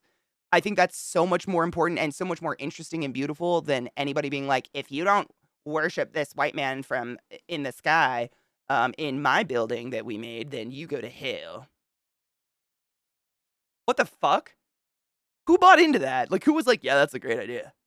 This is a great idea. I love that. Fuck that. Happy lobotomy solipsis. How are you, love? I became a theologian and went to university to study the Bible in a secular context once I started going to church because shit was not adding up. And my faith has grown so much since then, but definitely not in the trajectory the church likes. I mean, fuck them. The Ethiopian Bible is the oldest in the world. Oh, no shit. I wonder how that is. The Holy Bible cover art looks like a gateway. I know. It's like one of those, like, hip Bibles for teens. I know. My parents were never religious. I eased into the church, Southern Baptist, when I was younger and left because of greed and realizing many in the church were literal pervs and rapists. Plus, I'm gay and they came after me and my sister due to the fact that we're both bisexual. That's so fucked. If you know people are on a cliff about to fall, you wouldn't want to tell them, though? Wait. Oh, that's what preaching the gospel is? Kind of. I grew up with faith, the kind with the capital F. Faith in him. And it only came from my Southern family. My dad's family was Western and didn't go in for organized Western religion because we're indigenous. So they worshiped the Great Spirit. I love that. It was like loving my racist grandparents. Loving my racist grandparents confusing, but I'm still here, so it's possible to come out of the other side of even internal religious conflict by coming to your own conclusions after everyone's thrown in their 2 cents. I agree. I mean, I feel like I'm also an example of that. And I don't know why. I don't know what was different, but like I know for a fact that every single adult voice I was around as a child was racist and homophobic. 100% of them. And if they're not dead, they still are today. You know? Faith and religion, they are 100%. I agree. I need to cheers, and I have the thing open. Viata, you fucking bee. How are you? Thank you so much for summoning the class, keeping the class alive, and giving it swings. How's your nose? Mine's better today, but God, I'm just like a snot monster. I didn't stop blowing my nose for like 4 hours yesterday. I have a sore here from it. It was just nonsense. I have a problem with Neil deGrasse Tyson because his take on philosophy as useless when without philosophy we have no science. He doesn't think philosophy's point. I like Neil. I really like what's the series he did? He remade Carl Sagan's series, the fucking what is it? Cosmos? Cosmos? I love that. I listen to it a lot to go to sleep. But he kind of like, and this is just me personal, he kind of comes off a little arrogant. And I'm just not into that personality type.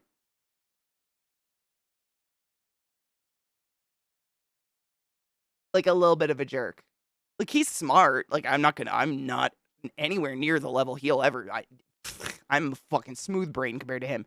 But he's just kind of a dick. And it's just not. I mean, just in terms of like entertainment, I just don't enjoy people who are dicks. They're just not my favorite. Cheers. Really? Oh, you have a headache? Boo. Do you have Flonase or something? Flonase or, I mean, I live by Aleve sinus congestion. Aleve, it's like Aleve allergy and sinus. Not Aleve, Advil. That shit is amazing. Cheers.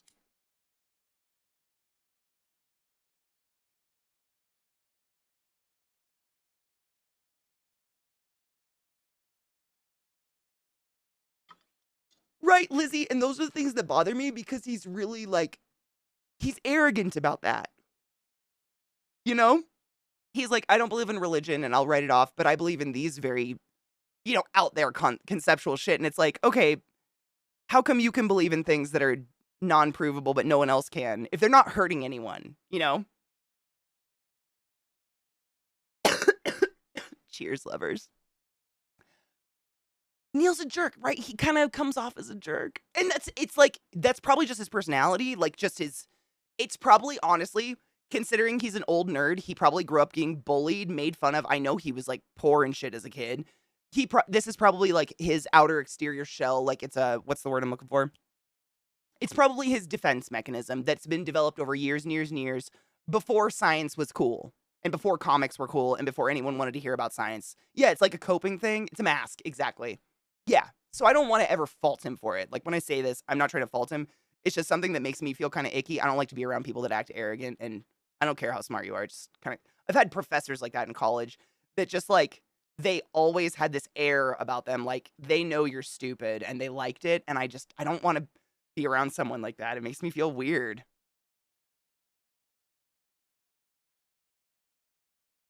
About sexual assaults, no shit. I haven't heard about any of that. I took a couple Sudafeds, a handful of Advil, smoked a bowl. Are you feeling better? Flonase is everything.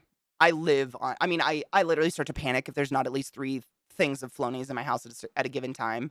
My nose is so fucked up. As an eclectic pagan witch, I've never felt more at home than when I started researching and practicing. I wish that for everyone, regardless of their practice or religion, feeling safe and at home. I agree. And I think this, and again, this is just me like, just, what's the word? Just like from the outside in, looking at religion as a whole. I feel like the people that, villainize you and I for not being Christian or Catholic or not like joining the church or whatever are the people who are the most insecure in their own faith or their own relationship with their God or whatever, and it's like the only way they can have validation is to convince other people to join. I think it's sad. It doesn't excuse it, but I think that's where it comes from. I've gotten pretty lucky. Most of my family's religious, quote unquote, is in a very basic praying before eating and maybe before bed, mostly not otherwise. That's really nice. And I think that's the healthiest kind. That's like your personal relationship, like praying's in your head. As long as you're not hurting yourself or anyone else, you do what brings you a. Did you take your joy today? A fucking men to Never that. forget to take your joy, and I guarantee your day will go as smooth Throw your as face velvet. on. I feel that. I had to take a 12-hour Sudafed because my ears were ringing. Fuck that. I'm so glad I didn't have ringing ears. Oh my God. Gross. Okay, let's watch. I think it loaded.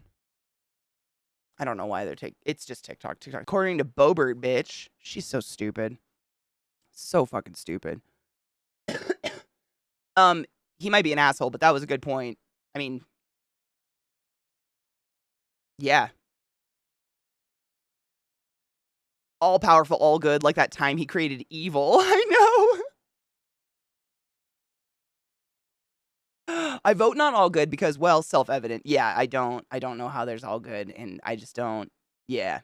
Not to change subjects, no such thing, but I wanted to share good news. I passed my CCA certification exam. Shut the fuck up. Is that the last one? Do you have any more you have to take? Oh my God, I just lost my fucking page. Are you kidding me? Is that the last one? Fuck yes, we will cheers to that. Hold on. I just lost my goddamn page. Oh, got it. The Easter page in the Bible. Fuck.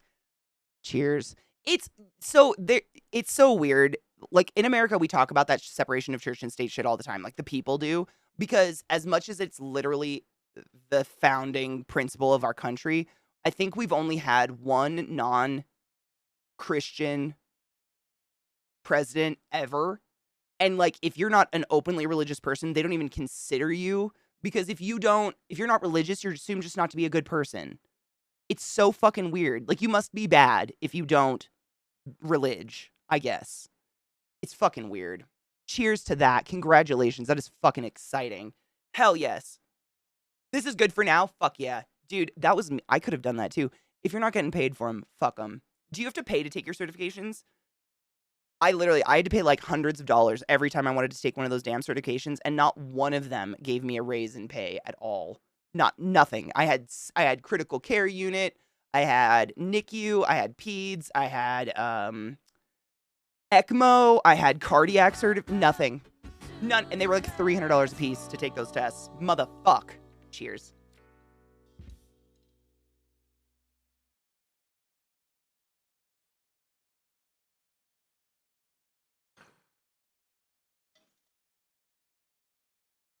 Yep, JFK was the only Catholic, right? Like one of two, I think.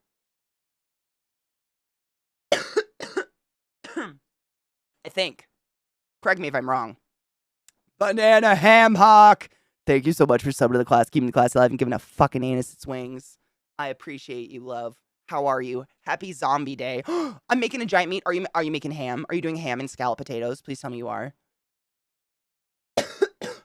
Dude, Lady Emma, same. What's crazy is even in my tiny ass town, so my graduating class was 30 kids. There was a private school, a private Christian school. And that was where we all went to get our drugs. Those kids always had good drugs because their parents were rich. A very fair argument. However, I do wonder if he's read up on the work of science theologians. A professor of mine does a lot on the problem of moral evil and natural evil. Okay, so I have a question before I finish that. I don't know how to word this question. How can there be natural evil if there has to be someone to judge the action as evil? Can someone, how can there be help? You know what I'm saying? Like, evil has always been like evil and good has always been a weird concept to me because they're subjective. You know? Someone's got to be there to judge what's evil, to deem something evil. You know? Because to the Pope, what's evil is not evil to me. You know what I'm saying? Like, I just don't know. I'm seriously asking. Like, I think about that all the time, though. That's one thing I think about, like, probably because I play a lot of D&D type stuff, so I'm thinking about, like, chaotic neutral and shit like that. But in order for someone to be deemed evil or good, there has to be someone else there judging it with an internal view of what is good and evil, and, like, what is the ultimate good and evil. Like, it's, again, subjective. I don't know. I mean, I have a personal view of what good and evil is, but it's not what the rest of the world probably deems as good and evil, I guess. Get higher. I know. We're having a very high conversation. It's happening.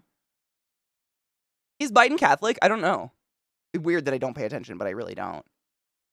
A funny thing I've heard a lot is religious people that say God is almighty, but make him sound incredibly weak at the same time. Like the example, quote, God wants Trump to win, but the Democrats cheated. Like God's almighty.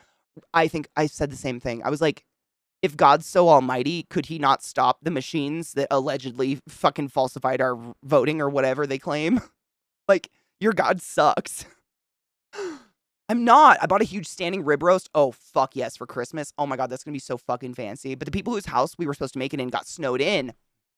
It's been oh my God, I'm so excited. You're gonna have to take pictures. That's gonna be sexy.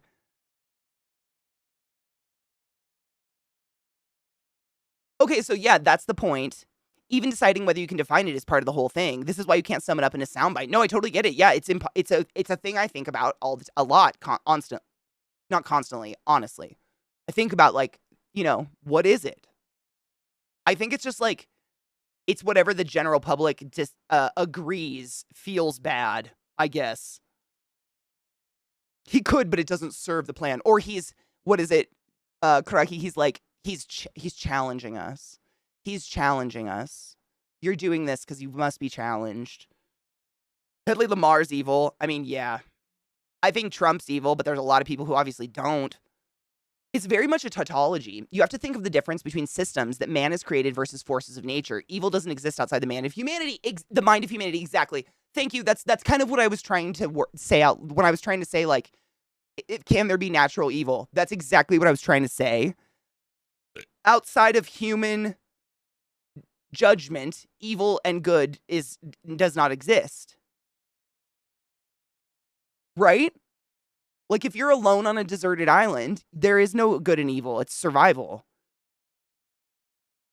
I guess, right? No, that's kind of what I was trying to say.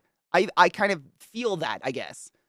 People generally say things like natural evil, disease, natural disasters, moral evil, murder, rape, however. Oh, so natural evil is like Mother Earth coming after us.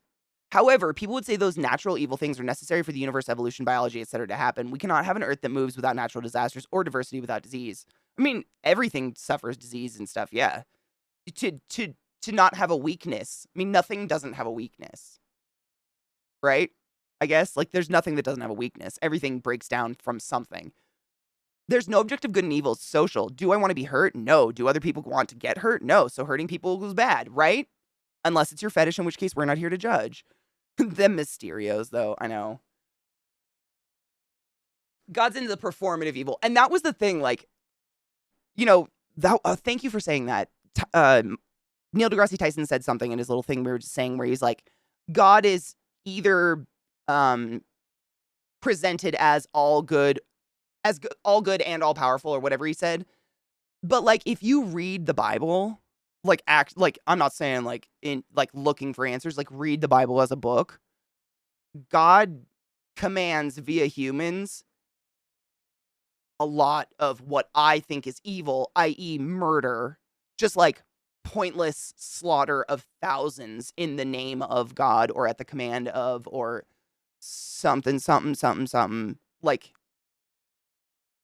but I guess to some people it's not because those people were bad or whatever. But to me, like flooding the entire earth and killing everybody is evil.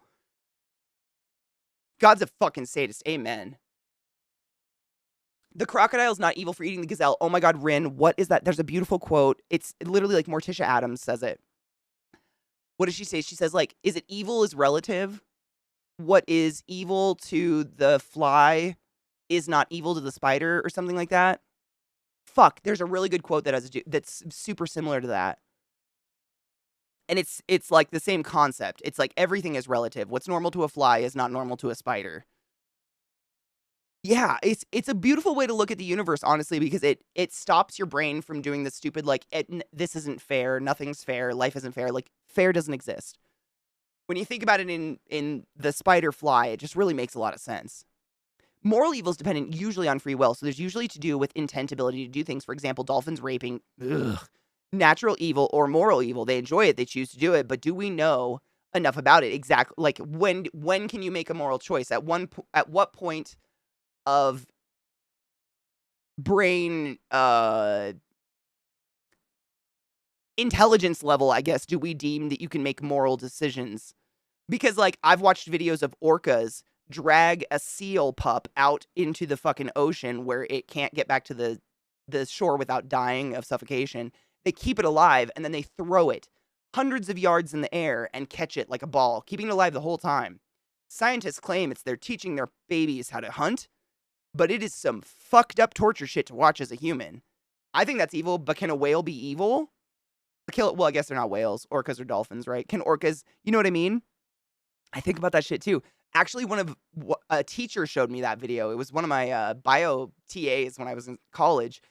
I don't remember anything else. I don't even know why he brought it up, but he showed the whole class this video of these orcas doing this. And he was like, animals can be evil. Yes or no? And we talked about it for a while. It was fucking weird. I don't think Satan has a kill count, honestly, in the Bible. I don't remember. It's very common for religious humans to ascribe some meaning to bad or evil humans. That this gets into concepts like Bertrand Russell and cosmic loneliness. Exactly. It's hard, which is an amazing concept if you guys ever want to read about something interesting. It's hard for some to cope with the arbitrariness. That's how you would say it, right? Of our universe. Assigning a meaning to something makes it easier to cope with. Right? And I've talked about that before a little bit. Like, I'm a little jealous of the strange, not the strange, to me it's strange, but of the comfort and safety some people can find in a religion. You know, like, they're just like, I go somewhere really cool when I die. I'm not scared to die. Like, that kind of comfort. I'm jealous of it. I could never have it. Valar Margula. What do they say back? All men must die. Yeah. No, it's true. Fucking Memento Mori. Thank you, Sales. What's chaos to the fly is normal to the spider. I love that line. I think about it a lot because it helps you. Thank you, Rended. Yep, normal is an illusion. What's normal for the spider is chaos for the fly. And if you just think of the world in that concept, it really helps you kind of, it gives me peace, I guess. Joe Biden, he is a Roman Catholic. Roman Catholic, Donald Trump, unspecified. Protestant, Barack Obama. Unspecified Protestant, George W. Bush. Protestant Methodist branch, Clinton. Protestant of Southern Baptist branch, Yep. They've all, I mean, I don't think we've ever had a non-religious president. I think literally we've just had a Catholic or two, which freaked people out. Which I guess two, yeah. The universe just does whatever the fuck it wants. It doesn't care if we think. Exactly. And I think a lot of people cling to religion. I'm not saying everybody, but some people cling to religion in a way where they're like, no, this makes sense of the universe. And if you guys try to disprove my religion, then I can't sleep at night. And it's like, I'm not here to disprove anything, bro. Just don't try to make me believe in your cloud people.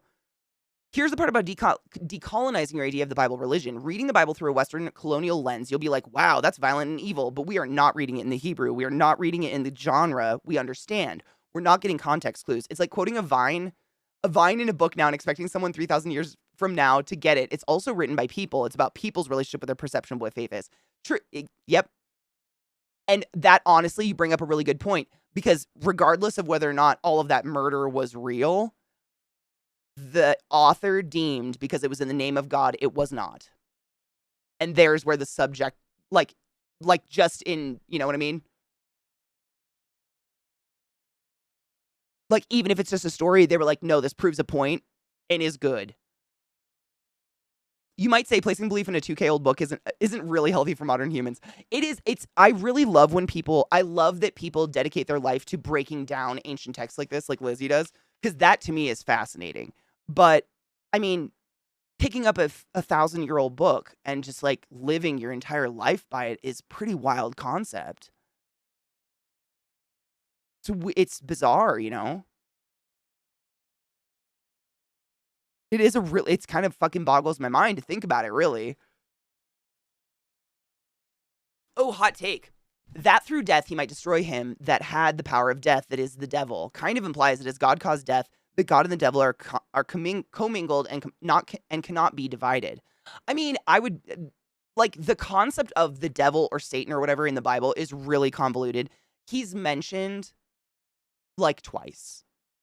And from what I understand, from when we were reading it and we had this little guide that I was going along with, the translation of the word Satan literally translated to questioner or one who questions God. And it was all because like God told some dude to do something horrible, like don't plant crops, like literally just like let your fields go famine or whatever. And Satan, or some person that comes up that dares question God, came up to the farmer and was like, hey, your whole family might starve if you don't plant crops. Like, maybe don't just trust a voice in the sky, and became Satan. Because we do not question the word of God. Like, that was the lesson in there. It's very weird. And like, one of my favorite things about the Bible is God, the words God and love are not mentioned in the same sentence until 17 pages before the end of the fucking Bible. Not once. It's like 17 pages before the end. I could literally probably find it right now. It says God is love for the first time in the entire book. I'll find it. It's wild.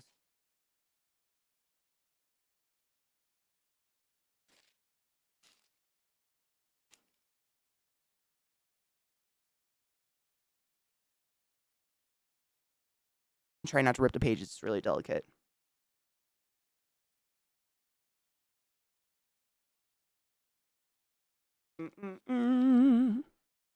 It's we've definitely fucked this book a lot. Bibles aren't made very hardy these days, are they? No, because I've definitely smoked joints with them.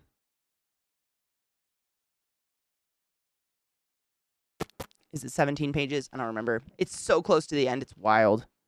I just can't remember which one it is. There's so much just garbledy-gook in there. It's a lot of repeating themselves over and over and over and over and over and over and over and over and over.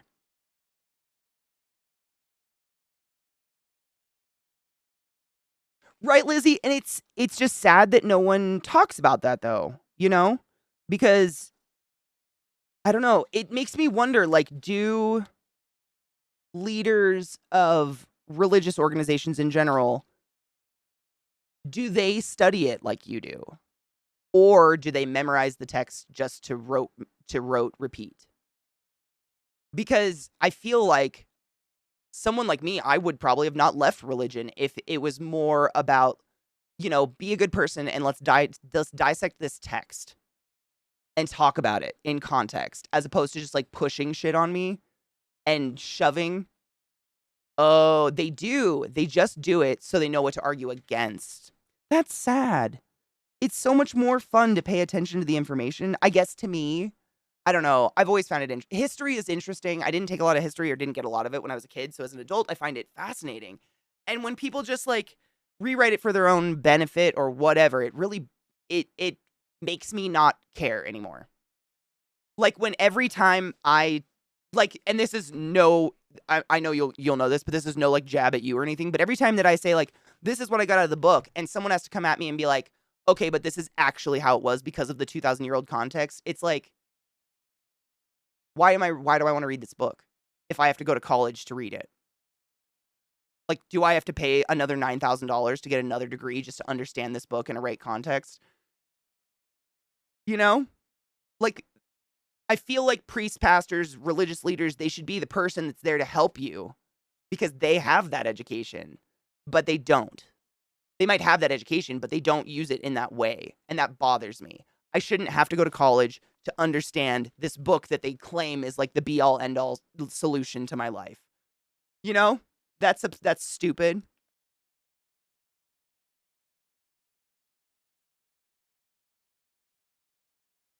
Oh, it's not like how we see it. It's not literal so much of the Hebrew Bible. So much is poetry and bits and pieces from the older myth. I hate those parts.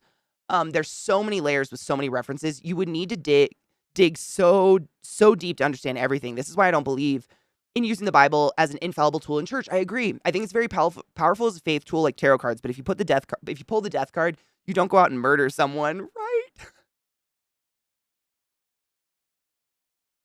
Yeah, I agree with you, Lizzie. I think as a faith tool and like as a historical document that's cool, it's fascinating, it's interesting. I love talking about it with you and like breaking stuff apart.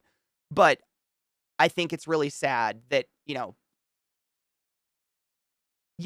I don't want to repeat myself. That's sad. I don't want to have to get another degree to understand it. But again, like you could really apply that to anybody. Like we're not really given any, functional intelligence in our adolescence at all, as in like how to do your fucking taxes. Wait, learn something new about the death card every day. Oh no. Do you want me to purge that?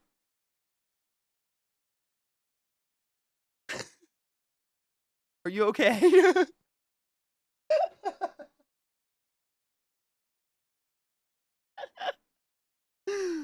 Aren't there annotated versions of historical background, etc.? There are, but I would be tentative to get one of those versions simply because the author will have their own bias. Like, there's always going to be a bias. I much prefer the open conversation, like talking about it with chat and with Lizzie and stuff like this. That I think that leads to a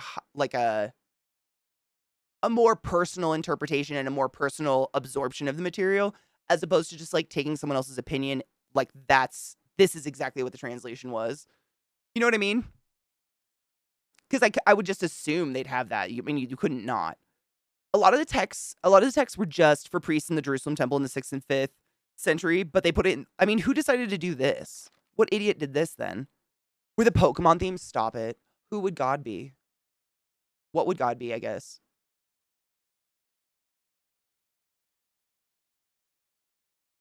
What's a really temperamental Pikachu? What's a really temperamental Pokemon? Mew? Good one. That's a really good one. So this is just because I talked about this like an hour ago and I still haven't read it, but this is the death of Jesus, the birth of Jesus, and the resurrection, just verbatim out of the Bible. But earlier I was telling you there's an interesting caveat to it which no one fucking talks about.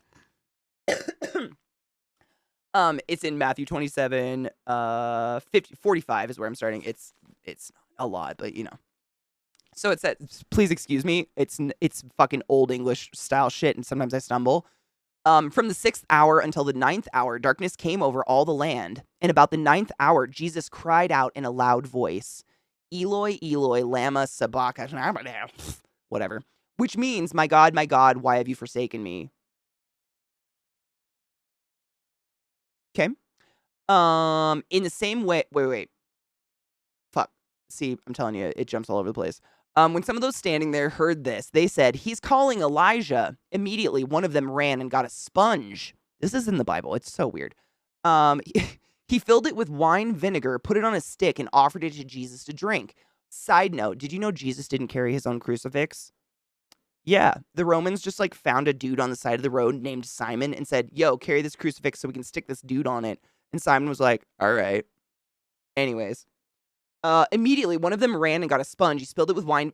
He filled it with wine vinegar, put it on a stick, and offered it to Jesus to drink. The rest said, "Now leave him alone. Let's see if Elijah comes to save him." And when Jesus had cried out again in a loud voice, he gave up his spirit. Fucking kicked it. At this moment, the curtain of the temple was torn in two from top to bottom. The earth shook and the rocks split. The tombs broke open and the bodies of many holy people who had died were raised to life. Again, for those in the back. At that moment, the curtain of the temple was torn in two from top to bottom. The earth shook and the rocks split. The tombs broke open and the bodies of many holy people who had died were raised from the dead to life. No one talks about these people. They came out of the tombs, and after Jesus' resurrection, they went into the holy city and appeared to many people. What the fuck? Nightmares. When the centurion and those with him who were guarding Jesus saw the earthquake and all that had happened, they were terrified and exclaimed, "Surely he was the Son of God!" God, oh. Many women were there watching from a distance. They'd followed Jesus from Galilee to care for his needs, i.e., suck his dick and wash his feet. Among them were Mary Magdalene, Mary the mother of James and Joseph. Joseph, and mother of Zebedee's sons. There's so many fucked up names in the Bible, by the way. You think Lord of the Rings and gnome and fucking dwarves are hard? You don't fucking know. There you go. That's it. The rest is like the burial and resurrection and shit. Nobody cares. A lot of people, like, where are these zombies? Where are they? Where are they? Where are they? I want to see these other zombie people. Where are they? Nobody cared about anyone but Jesus coming back. So Gygax did not invent D&D.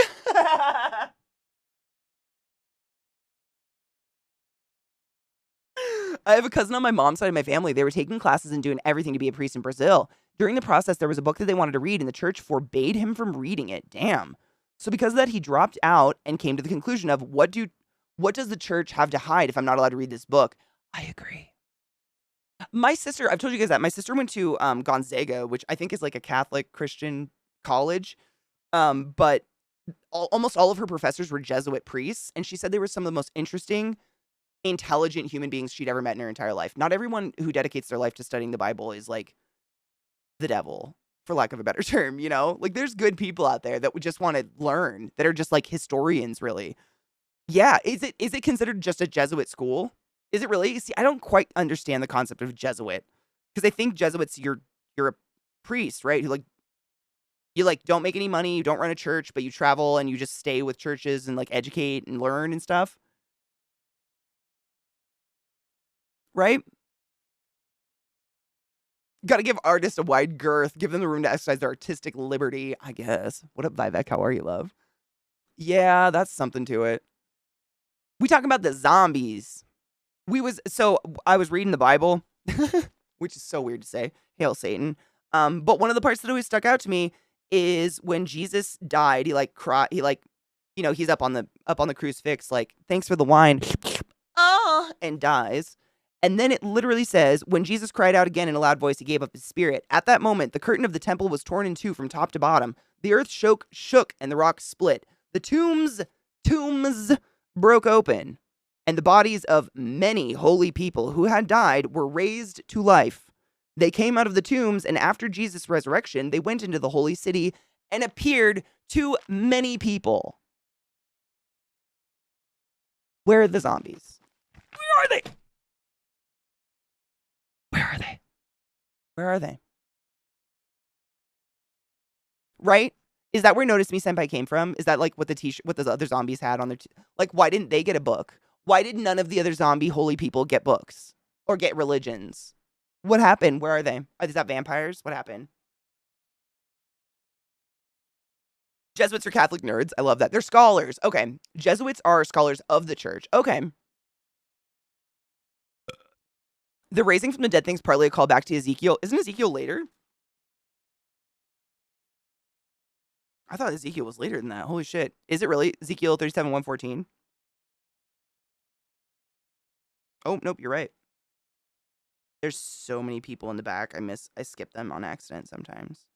Because I'm scanning my Bible all the time. Honestly, we do reference it a lot because it's interesting. Honestly, the history of it is very fascinating. No one can convince me otherwise. Religious history in general is fascinating, not just Christian, but just like the history of how this shit comes about to me is fascinating. The Valley of Dry Bones, but bones are wet. The hand of the Lord was upon me, and he brought me out by the Spirit of the Lord and set me into the middle of the valley. It was full of bones. Boners. He led me back and forth among them, and I saw a great many bones on the floor of the valley, bones that were very dry. He asked me, Son of man, can these bones live? I said, O sovereign Lord, you alone know. You know, bitch. Then he said to me, excuse me, prophesy to these bones and say to them, quote, dry bones, hear the word of the Lord. This is what the sovereign Lord says to these bones. I will make breath enter you, and you will come to life. I will attach tendons to you, and make flesh come upon you, and cover you with skin. I will put breath in you, and you will come to life, and then you will know that I am the Lord. So I prophesied that this is Ezekiel's nutters, right? He's the guy that talks about horse cum, doesn't he?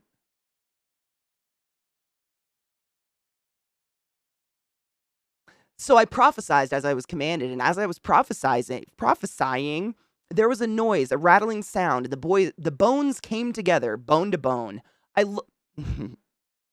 Yay. I looked, and tendons and flesh appeared on them, and skin covered them, and there was no breath in them. Then he said to me, prophesy to the breath, prophesy, son of man, and say to it, put your mouth on their dick and blow. I live. I'm kidding. So boring. I looked and blah, blah, blah, blah, blah, blah. So I prophesied as he commanded me, and breath entered them. They came to life and stood up on their feet, a vast army. Then he said to me, quote, son of man, these bones are the whole house of Israel. They say, quote, quote, quote, quote, our bones are dried up and our hope is gone. We are cut off. Foreskins. Therefore, prophecy and say to them, that's literally what I'm not kidding, by foreskins. It has a little number, and on the bottom it's referring to circumcision. Don't worry, we may be zombies, but we chopped our skins of our peepees off. Do you feel comfort now? This is what the sovereign Lord said. Oh, my people, I'm going to open your graves and bring you up from them. I will bring you back to the land of Israel. Then you, my people, will know that I am the Lord. When I open your graves and bring you up from them. God, they repeat themselves so much. I'll put my spirit in you, and you will live. I'm gonna fuck you to life, bitch. Translation. And I will settle you in your own land, and then you will know that I, the Lord, have spoken, and Okay, why would anybody go back to Ezekiel, though, is my next question. Because isn't he, like, well known as a fucking nut?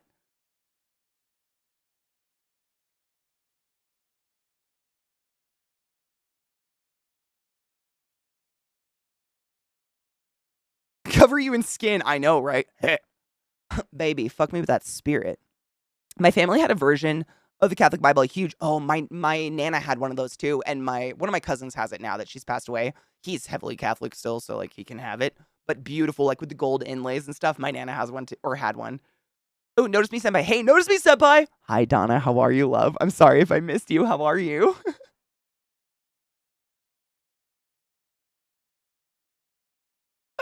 Because he's a sacred Jewish text and Matthew is Jewish. Oh, okay. That makes sense. Do you remember which one it is, the horse cum line? I think it's 20. Oh, wait. I circled it like a fucking pervert.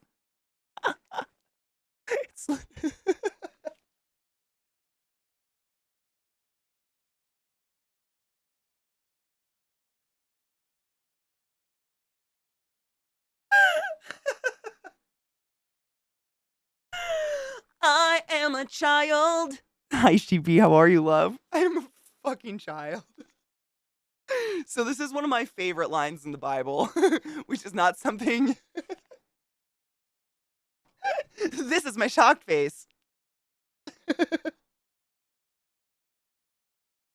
I've ripped a few pages out to smoke joints in, actually.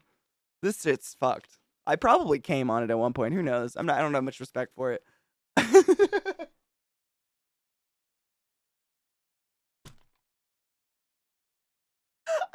I'm proud of myself or ashamed.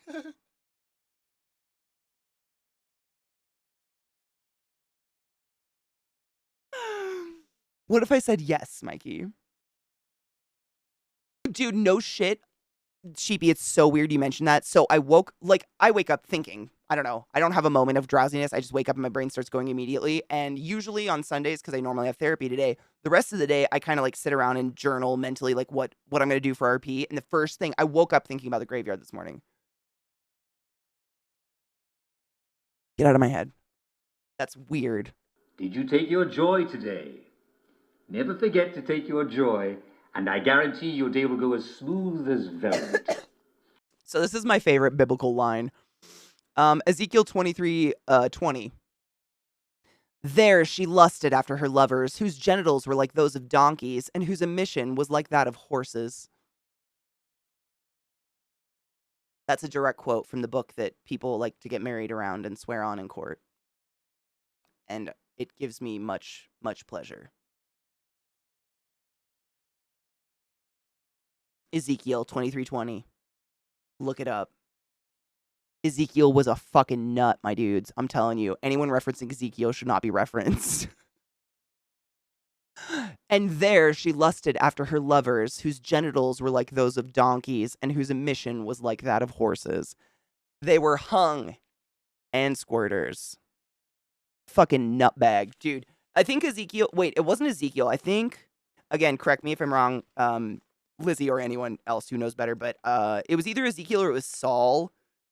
Saul Paul changes his name because he's a fuckwad who makes it like so women can't have hair. He's like, your hair is your glory, so you have to cover it up. But if you don't cover it up, we'll shave it off. Even though it's your glory, he's a fucking nut. He's insane. He was a big woman hater. I don't remember if it was Saul Paul or if it was Ezekiel, though. The Bible's got a lot of bullshit in it. I don't know. It's huge. Ezekiel's out there sucking off horses. That's what I'm saying. The next line, so you longed for the lewdness of your youth, when in Egypt your bosom was caressed and your young breasts fondled.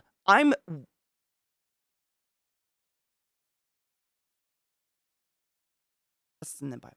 It's just in there. Was it Paul that fucking hated women? Thank you. That's what I was thinking, Cal.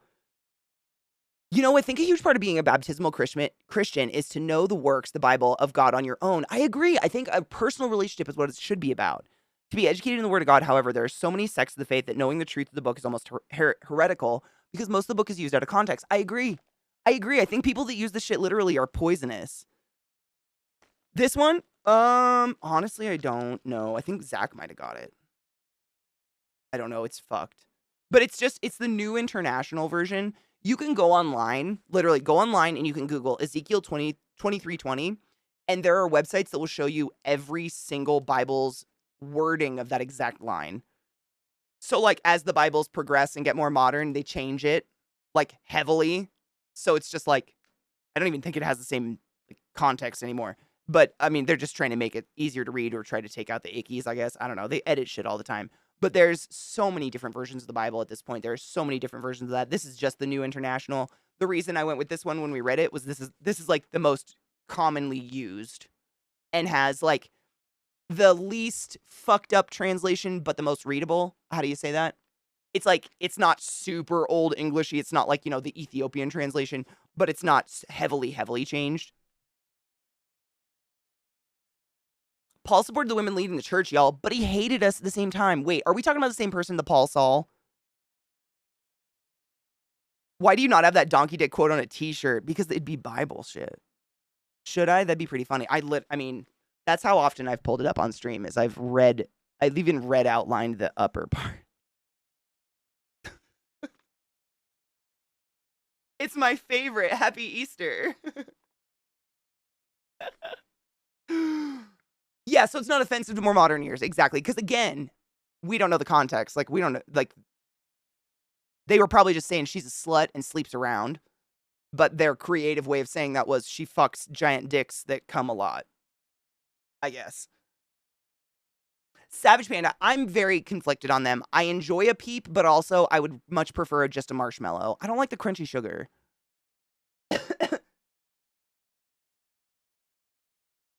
Tim Titties. NRSV is considered most accurate, but English will never be accurate. That's kind of what I was trying to say. Yeah, like we never know. People are still jerking off and breeding horses and other animals today, both in more. It's true. Yep. Fun fact: the NIV translation was intentionally written for a 5th grade reading level, which is probably why it's the most commonly used, because it's probably easy for people where English isn't their first language. I bet that's why. Which honestly, that's kind. It'd be pretty mean to give them something that I can't even read. Is that my kink? Wait, horses? Thank fuck no. One tap danced on my face when I was 12. I've got an aversion to the equine. They can fuck themselves, but I do love glue.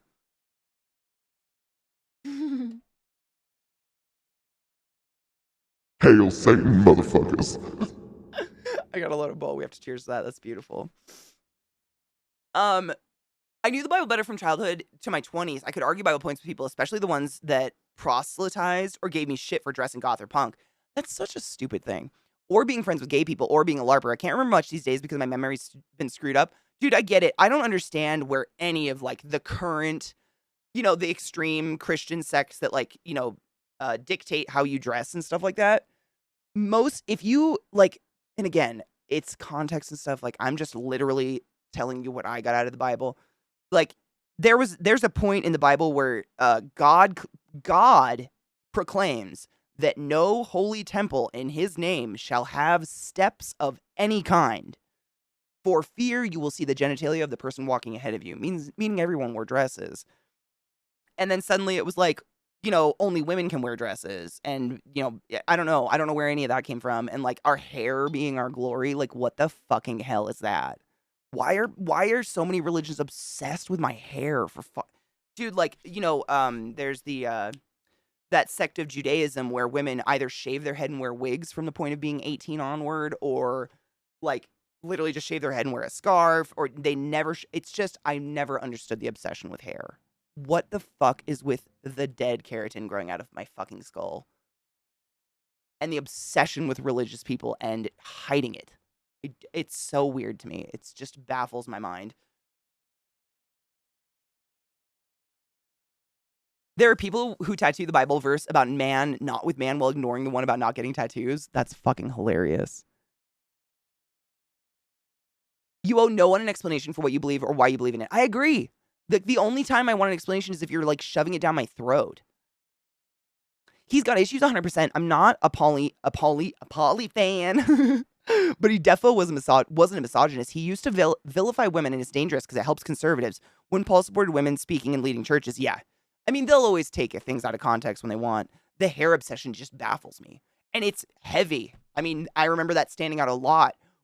Paul Saul. I say Paul Saul because I can't remember which name came first, but he changes his name at one point because, like, there was a really famous Saul, and who actually died, but he wants people to think that he is Saul and that Saul's actually lived 500 years.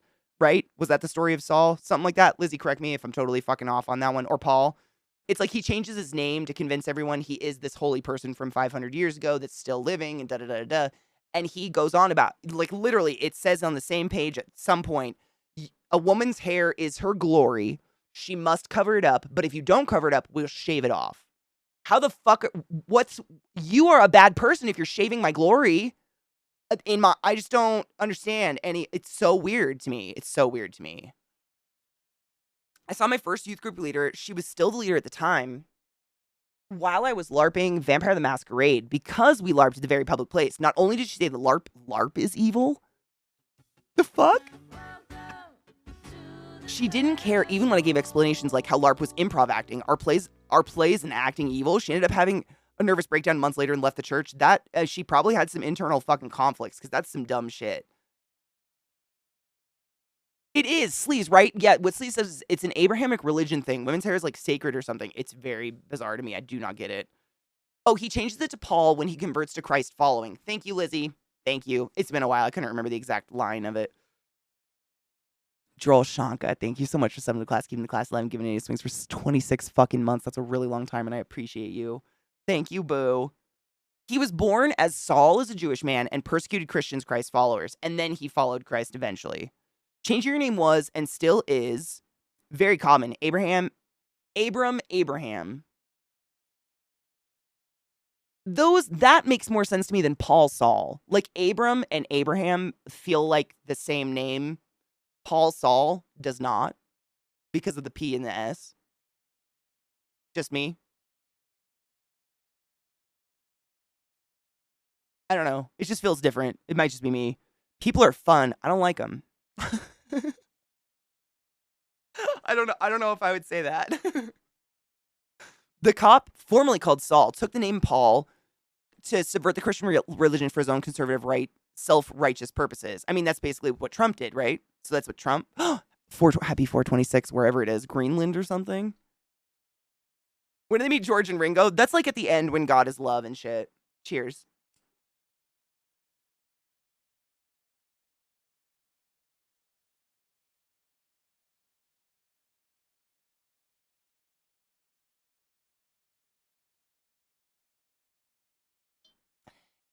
It's just that, an obsession. Human women have a tendency to wear their hair long for thousands of years. Some cis males have been mentally conflicted about wanting to have their hair for themselves. It's so weird. So weird. I've never looked at another person and been like, man, our hair's similar. How could you? I just don't get it. Jesus in the sky with diamonds. You know, he claims that song is not about drugs. He's like, nah, Lucy in the Sky with Diamonds isn't about... Look at this glitter. Glitter really is herpes. I haven't touched glitter today and it's all over me.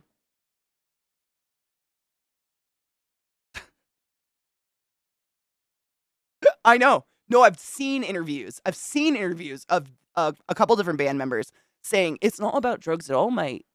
No, mate, they want a new song and I went to the loo and I wrote it. It was about, like, beauty and flowers and shit. Something like that. I don't know. It was fucking weird. They claim... We all know that's fucking not. It's drugs.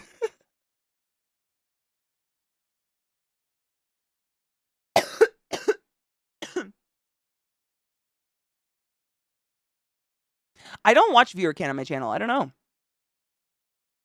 Sometimes it can fuck up, depending on Twitch. Or sometimes, like, because it's Easter... and they might not have anything on the front page. Because I'm deemed a safe streamer according to Twitch, I don't do things that are like against TOS on purpose. I'm not sitting in a hot tub, I guess. They'll put me on the front page like carousel sometimes. Randomly. It's just like because I have never been in trouble, knock on wood. LSD, Lucy in the Sky with Diamonds, right, I'm saying. I think the interviewer, whoever I was watching, said the same thing. I think it goes way back to women being chattel and the property of their fathers and then their husbands. So anything that impacts attractiveness, long hair pretty, shaved hair ugly, I guess, must be reserved for their owner. That's so weird. Gross. Hate that. She was fucking knuckin' futz. I love that. Truly, and her breakdown happened after her Christian fiance, who was in our church and helped her lead youth group, had an affair and dumped her. They sound so fucking hypocritical. He said some terrible things, like that she was fat and looked too manly.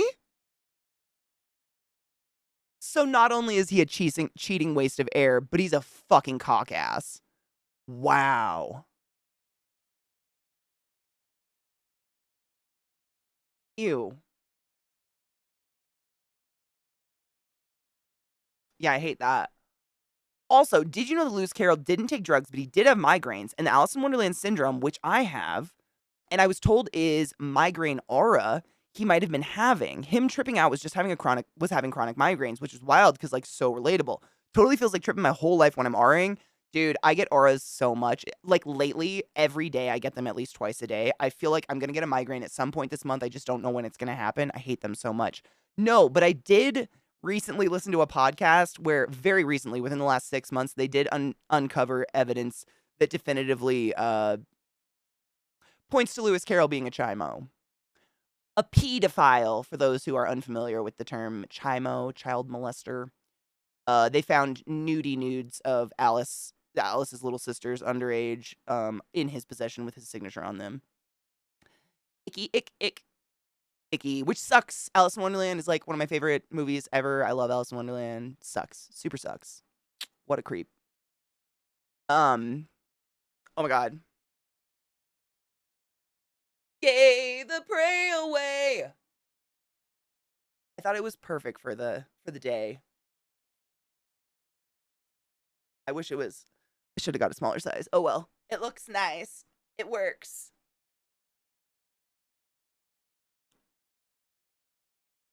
Sales. I was not prepared. Please remember to repot your cats. They need room to grow. Are cats liquid? Are cats are they fluid?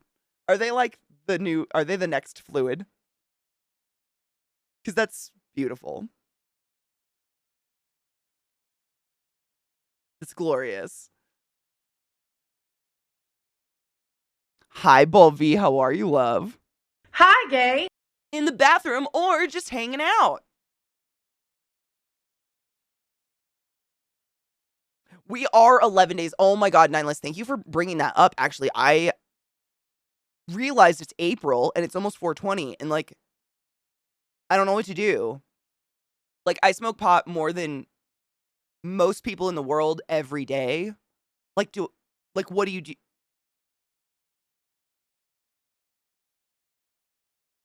It's like our holiday, I guess. I don't know what the fuck to do, but it's coming up. Cats are liquid. Oh my God, Station, that's actually a subreddit. Okay, I'm saving that. Bless your heart. That's gonna be fun. This has been so much fun because I fucking love theology. Honestly, I feel bad that I always bring it up when you're here, Lizzie. If you ever don't want to talk about it, just tell me off. I love talking about it too, though. So I never can avoid it. It's interesting. My housemates planned let's test 10 different brands of mini eggs and rate them. Mini eggs? Wait. Real, like, quail egg? Like, or like candy? But do that. Oh my God, chocolate mini eggs. I don't know why I suddenly started picturing like quail eggs. I'm not even that high. My God, I'm ashamed. I'm so sorry. Hi, Anubis. How are you, love? It's freedom, not freedom, dude. Turn it off. Turn it off, Willard. That's my favorite. You have a weed flight. Oh, we could do a weed flight. I don't have enough bowls. I wonder if I could get... I only have one bowl. I could roll like joints and do like a joint flight. That's a really good idea. I've never thought to do that before, but that's a really good idea. Can you imagine the adorable tiny little omelets you can make though? Seriously. You wake up and do the same thing. I mean, that's basically, yeah. Pot helps me a lot. I mean, honestly, I do it recreationally, but also kind of medicinally. It takes the edges off everything. Just feels nice. Oh, dude, the deals at my local dispensary are going to be disgusting. You're the Kevin Smith of Twitch. It's that wake and bake way.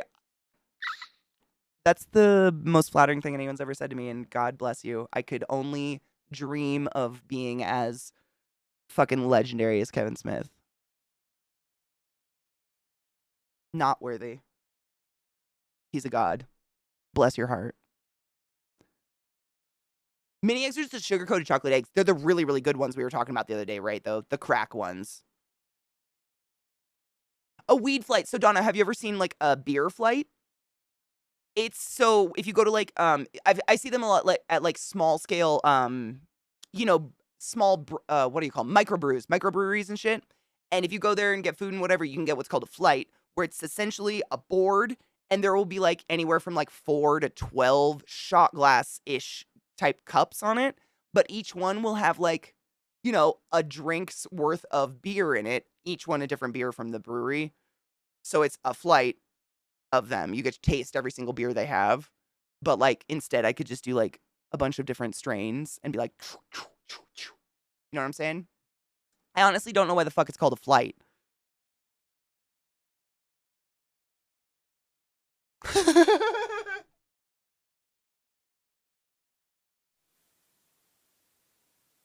I don't have any words.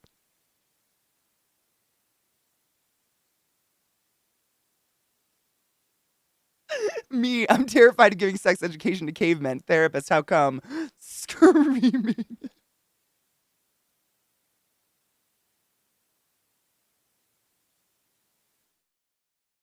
I don't know why that's so funny.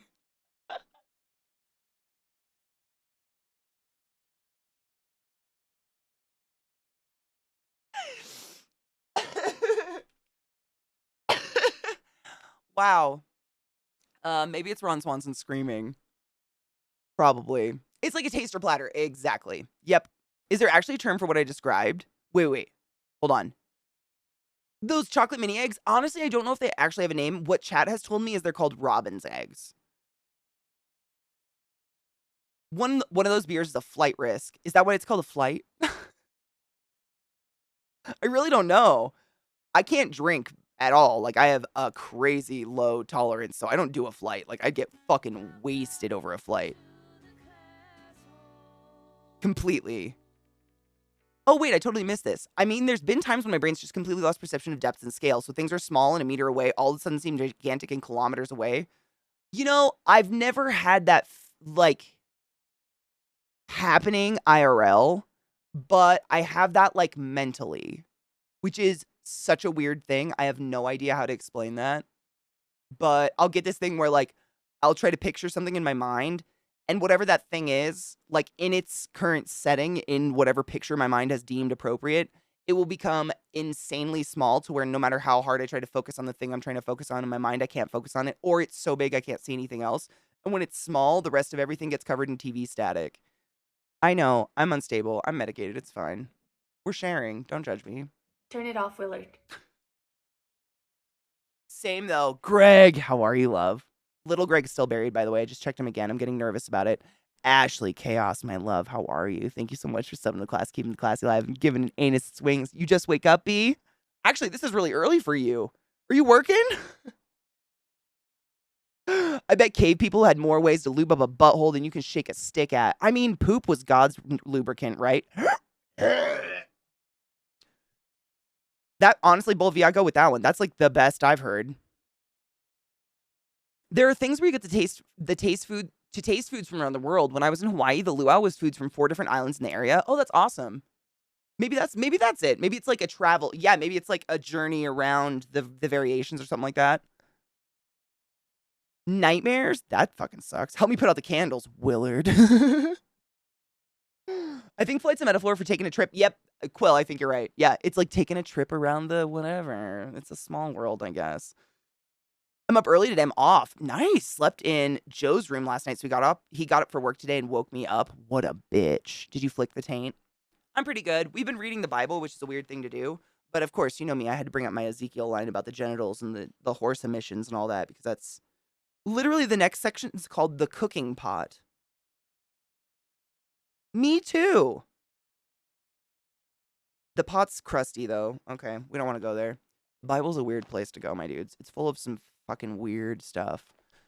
But it's interesting on a historical context. I just wouldn't, let my life be led by it. Probably. A flight is called a flight. Oh, here we go. Flight's called a flight because of one of the I feel like I'm saying flight a lot. Flight. It's called a flight because one of the definitions is, quote, a number of competitors, as in a sport, grouped together on the basis of demonstrated skill or ability, or for the purposes of elimination contest to a final test. That's literally another definition of flight. I had no idea. Flick it. No, you just flick it. You're not going to do any damage to the nuts. You're just going to do damage to their pride. Just flick it. I didn't know ripping. Oh my god. Did you rip the taint? What a thing to ask. Like, how do you even respond when someone, like, you're like, hey, Katie, what's up? Sup? Did you rip the taint? Yeah, but I didn't tell anybody. Am I bleeding? You know what I'm saying? Like, like, what a weird conversation starter. Episiotomy, anybody? I'm on Wellbutrin, so I've been depressed all my life, so I don't know if I'm feeling any different because I don't have a reference point to work from. I have more energy, so that's that. There's that. Are you just now starting Wellbutrin? Have a good lurk, sales, and be safe. I told you guys that we were gonna start Pyre this weekend, and I've prepared for it. So I was just moving stuff around. If you're unfamiliar with Pyre, according to many, it is the best. Like, one of the most beautiful of the Supergiant games. We haven't beat Boyfriend Dungeon yet, but there's so much narrating and my voice is still fucked. I don't want to like re-sickify myself. So I'm saving it until this is done and then I can get back into that. Because it's just like, as much as I think there's no dating left, there's always fucking dating left. And the voices kill my voice. So I prepared for that. So that's what we're gonna do for this fine ass Easter Sunday. I've never seen a millisecond of this game ever. I have no idea what it sounds like. I have no idea what it looks like other than the cover art for the game. I have nothing. And I'm like so tentative not to play. I don't want to because this is the like until the next Hades comes out, this is all I've got.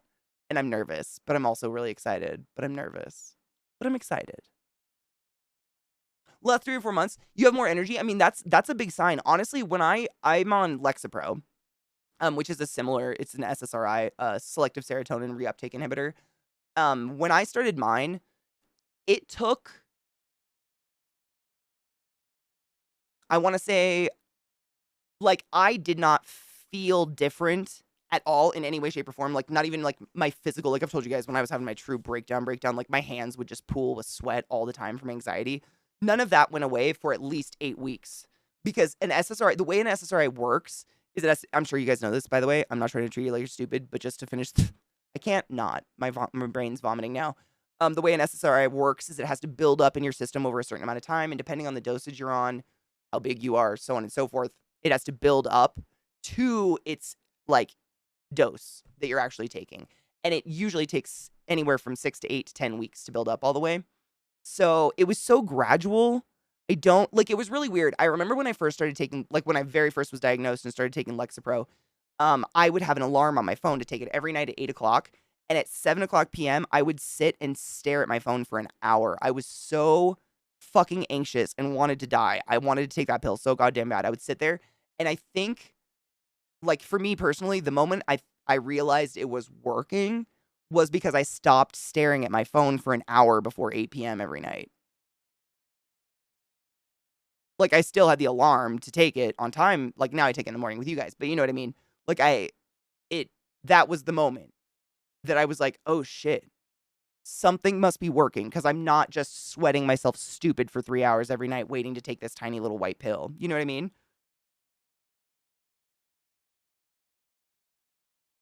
Ashley, have they messed with your girly bits before? Katamari Democracy. Katamari Demacy? I don't think so. Kendo, right? I try to be an adult sometimes. Like this morning, the first hour of stream, my throat was just like, and I drink a lot of water. Wellbutrin worked really well for me until I got off schedule for my dosages. After that happened, I got major anxiety for each of my secondary doses. To the point I had to switch medications. Fuck, that sucks. Ugh. Watch that timing. I agree. I mean, if I miss a Lexapro for one reason or another, I get flu symptoms. Like I start to feel like that weird cold sweat, like icky skin feeling. And it's weird that chemically speaking, all that's happening is I'm lacking happy chemicals. And that's like my body's going back to what it normally felt like. Like that's what I felt like all the time. That's weird. That's so weird. Your sex life tanked. Tell your doctor that because honestly, actually, depending on what kind of meds you're on, there are so many different types of like antidepressants, for lack of a better general overarching term, or psych meds.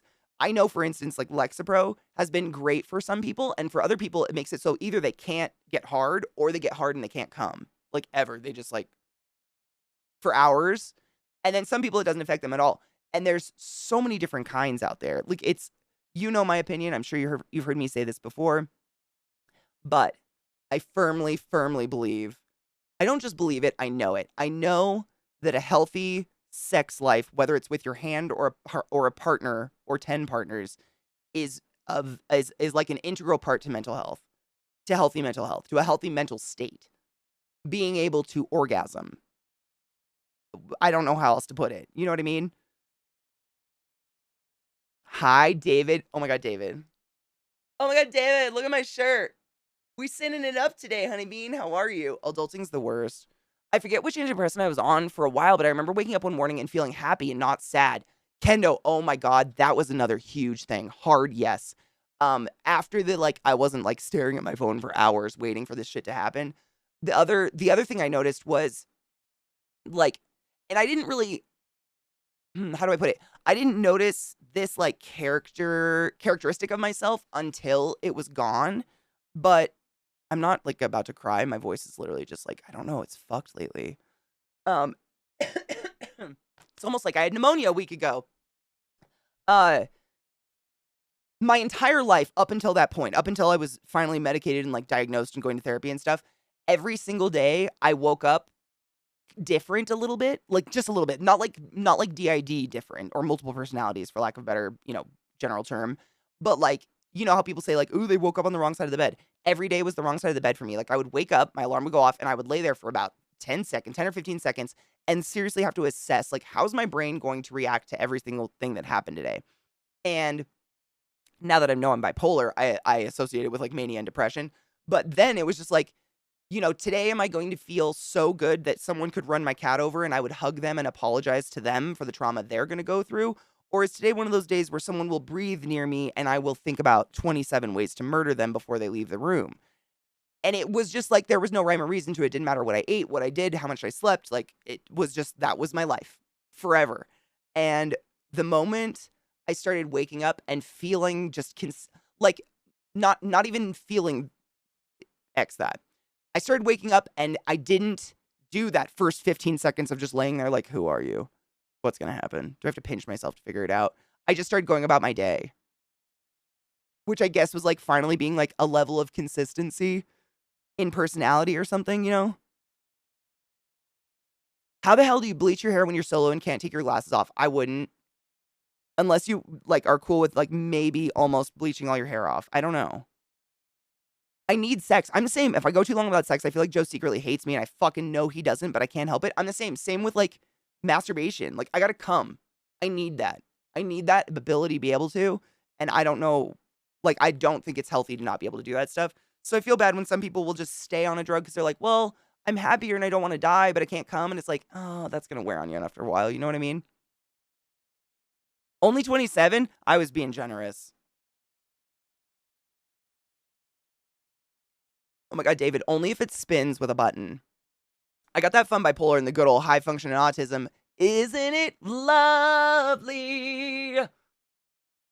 Same, but I'm medicated. David, look at you. I don't understand the rhyme or reason to that. Those, like, milestone things, but thanks for hanging out, guys. I appreciate you. Chemically balanced. That's a good way to look at it, yeah. It's all virgin hair. See, and even like that, I would pay a professional. I would pay a professional. I paid a professional to do mine because I had mostly virgin hair as well, like over 6 inches of totally virgin hair. And the problem is, once you fuck up that virgin hair, you gotta wait to get it all back again. Like no one can fix it. But if you pay a professional, they will do such a good job. Like virgin hair is the best hair to do hair color on because you can bleach it, you can lift it all the way. But once dye touches your head, you're ruined. You're ruined slop. You know what I'm saying? Hi, creative. How are you, love?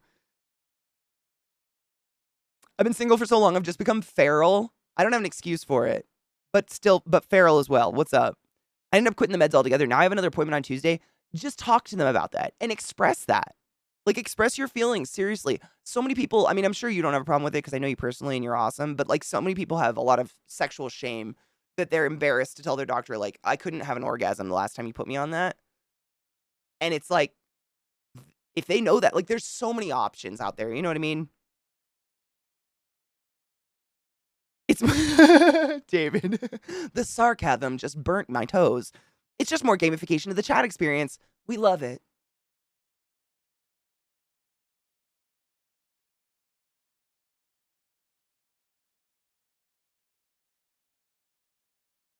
Incredible. I have to pee real bad. Quick break and then we play some pyro or some shit, my dudes. Yeah. Isn't this shirt the best? I know. I saved it. I've had it for a bit and I saved it for today. It says gay the pray away. It's the best. I told my doc that he doubled my dose. I mean, Mel, were you humping his leg at the same time? Because we've had this talk. Ooh, thank you. Of Katamari. Oh, I think I did play this game. Oh my God, that's why I knew the word Katamari. I think I did play this game. That looks so familiar, Donna. I think I did. I need to find a good therapist again. The one I was signed to, I don't know. I just feel like I can't speak to them. I honestly, I firmly believe your first appointment with a therapist is an interview for them. They're your employee. You're paying them for a service. And if they're not doing you a service, I mean, if you can, try to find someone you can talk to, for sure. I got a new doctor this time. The last one said lack of wanting sex is just a body's response to stress. Okay, then the meds aren't working because then I'm stressed. Like, I mean, they're just, come on now, no. I took one of those self-tests and got 9 out of 10 yes. I'm very lucky that I've never had suicidal ideation as part of my depression. Yes, you are. But anyone that does, I highly advise, I encourage you to put value on your own existence and seek help. I myself have admitted myself twice. And I will never feel shame about that because I'm still here today and I'm glad. Look, I did my nails. I don't know if you can see. There's a little bumblebee and flowers on them. Anyways, I need to make a pee. And you should too. Stand up, stretch your dicks, get a drink. I don't know, load a bowl. Do what you need to do. I have a bowl loaded. We'll smoke when I get back. I'm gonna go blow my nose and pee. And then maybe we'll, I don't know, play some pyro or something. Whatever. Happy Easter.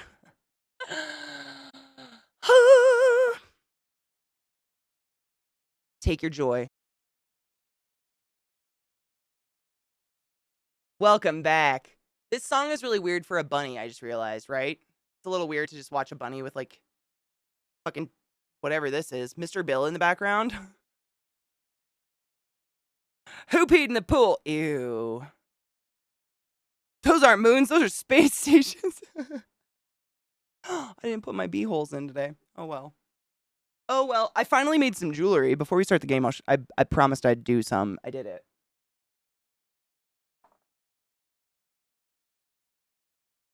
Check it. I feel so fucking, like, adult or something. I don't know. I actually did it. I put them together. They're real. They work. They have clasps. I know. I feel so, like, adult. I've made a million of these and never done anything, but I finally did it. They're actually kind of pretty. They've got, like, abalone and plants and stuff in them. They're all different. Some of them are backwards, but I finally put them on chains and shit. I think they look... I'd wear them. I don't know. I tried. Wait. Why do bunnies know...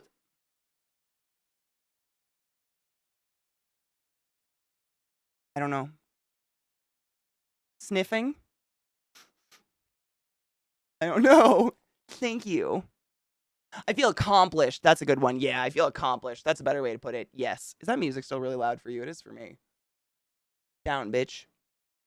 Yeah. Hold on. Let me see if I can turn on autofocus. I know, just to show you them up close, because it doesn't. The camera sucks.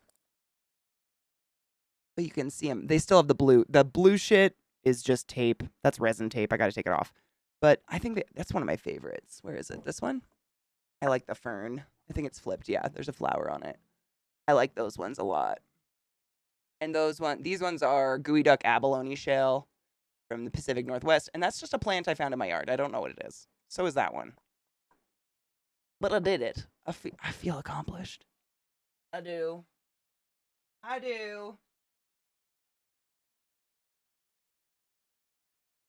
I did a couple moments where I was just, like, trying to do it yesterday and just, like, snot falling on my face and I would just scream. It was a bad time. Do you like them? I do want to send them to people because I have so many of them. I think I even made more. I have ideas for them all the time. These ones, I haven't peeled them off yet. But when I say that blue stuff, so you use this tape called resin tape. That's what these are stuck to right now. And essentially it's just a surface that resin will not bond to. But sometimes if you peel them off too early, the blue comes off the tape. And that's why it's stuck to the backs of them.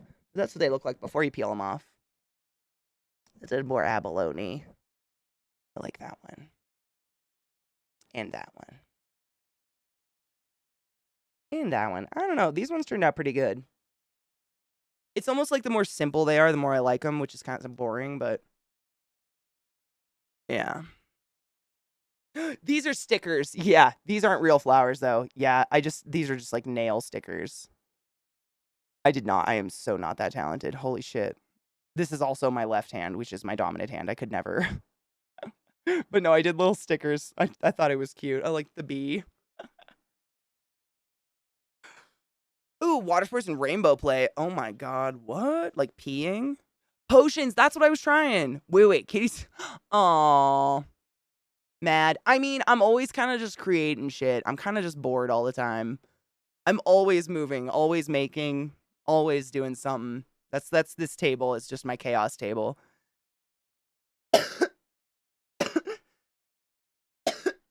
So my goal, I am going to set up a shop like on Etsy or something. I'm not looking to become like a bajillionaire or anything like that. But it's honestly, I just make so many of them that at this point I have to sell them or I have to stop making stuff. There's another one I did, a potion bottle. But I used ferns and I flipped them so the seed side of the fern showed because I thought it looked more like seaweed. And then I put little shells that I made. I made those shells. I like that one too. I like these jars because they look cool. I haven't hung them yet on chains, but these ones are cool. They're fun to make, and I like filling them with fun stuff. But yeah, I like that effect with like the spores on the front. It's kind of hard to see in the camera, but they're cool. I have tons. I've made so many. I really just got to do some with them. This is another one I did with shells. They're so small. This is the smallest little hexagon. Or hexagon, excuse me. Hexagon. I said hexagon. Really? You guys make me feel very, I mean, honestly, I've been doing this stuff for years and years, and I just, like, you good? Thank you. I don't know. I always feel stupid, like, selling something I made, so I never do it. But, I don't know. Why not? Why not? This one, I made this one last night, and I really like it. Can you say hi? Can you talk? Yes? Is this a joke? You people. I like that one. I've really gotten good at perfecting so they're not so messy looking. Like, I didn't even have to clean this one up, and it's got really nice edges. But it's like a cat necklace. It just says, you people. Figured that was cat-like. I know, David, you're right. I guess I just don't value shit I make as, like, I don't value it, I guess. I did it backwards. Unfortunately, I forgot which way this one lays, but it says joy. Backwards. What is this one? I think I did another plant. Yeah, I did, like, a little seascape with one of the plants from outside. I like plants. I like botanical stuff. Like, I'm actually pressing some more over here. Oh, right here. This is how I press. I just have these two insanely heavy steel plates, and then I put alcohol on whatever I want to press. This is like algae from Seattle, and it's dumb heavy, and it presses it, and then I can lay them in. Yeah, it's literally Yodge. It's just Yodge today.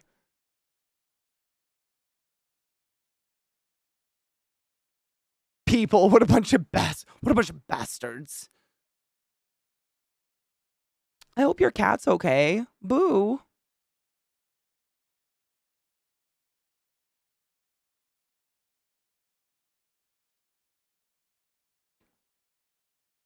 Man, I honestly, I don't think this is like a special trait of mine. I think stoners in general are just like, what's the word? Crafty. I don't know. It all stems from apple bongs, and now it's this. And all that. I've made all that. Everything that's behind me, I made. Like, it's just insane. I have too much. I make a lot of stuff. Maybe creative. I don't know. So many people claim they're not creative. I hate that. They're like, I could never do art. I'm not creative. There's so many different forms of creativity and, like, you know, art in the world and stuff like that. Yeah, I made it literally like Karen. I literally had a Karen moment with the K. I'm usually really good at the backward stuff. I've done a ton of it. That one I just fucked up. I don't know how. Vissy, my love, how are you?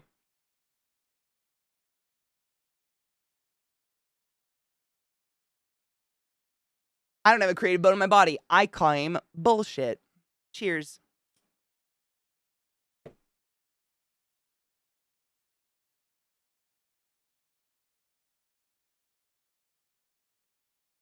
I love it. I think someone's used it in chat already.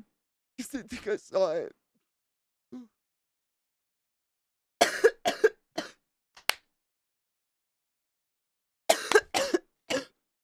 Holy shit. Vissy, you want to see my latest creations? Just because you just came in. I can't. My girl Vissy also resins, so I must show her. These are ones I made last night. I haven't peeled them off yet, though. But I like them. I really like these ones. They're so simple, I guess. But honestly, like, what else do you need to do to an abalone shell to make it fucking gorgeous? Nothing. They're rainbow, dudes. I don't know. They're so pretty. Oh, and then get the look. No, this is what I'm more proud of this. I actually did the thing with some. This actually shockingly takes a lot of time. Sitting here with pliers and like clicking jump rings together. But I actually like strung a bunch of them up and I feel very accomplished that I don't just have a bucket of these now. Like I've actually made something. And I feel okay about it. Hire's a controller game, right? Or when I can play with controller. Like I knew you would be. I felt proud of myself, honestly, because it's like that's just not the fun part of the making of the jewelry and stuff like that. So I put it off. But Come out. I'm gay. Kenda 161 tipped $40 for the potion bottle for Donna if you're able. for serious? Wait, which there were so many.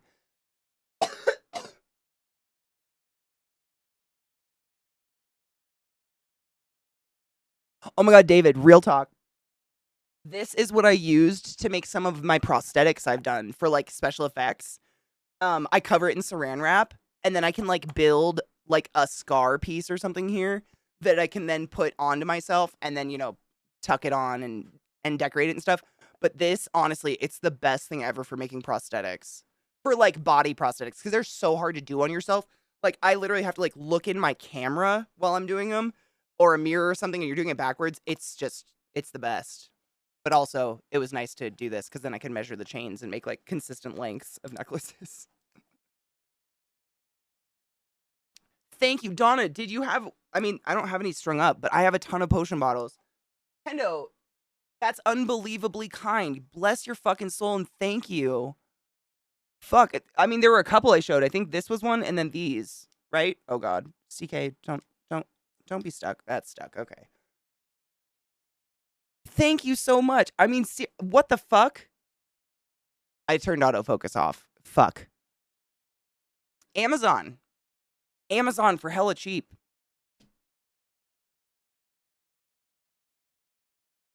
I got, I think 50 of them for like $20. And there's silver, bronze. What is it? It's like silver, like tarnished antique bronze, which I guess was like kind of these ones. Gold, and then like pewter.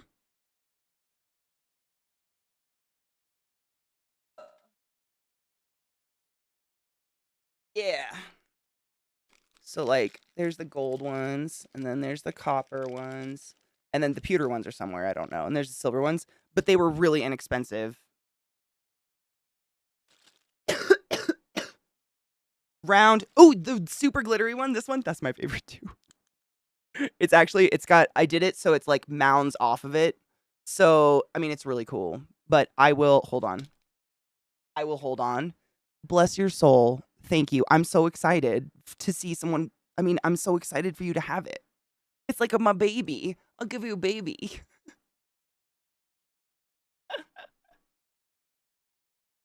ClassyKatie for shizzle. Yeah, I don't. It's crazy. Like, I was kind of talking about it the other day, but my crafting kind of just goes with what I can do with the space I'm given. Like, I used to be obsessed with quilting. That was a big thing of mine for a very long period of time. But in the house I'm in, it's so small, like not enough ground space or anything to quilt, really. But I like to, I'm always stuck with the caveat of like crafting something useful. I love to paint. Like I've always painted my whole life, but I have so many of my own paintings and I just don't know what to do with them. And they just don't, I like art, but I guess society doesn't I don't know. Art doesn't really have a purpose. I guess you can live without it. So I like making resin stuff because they kind of have a purpose, I guess. Hold on.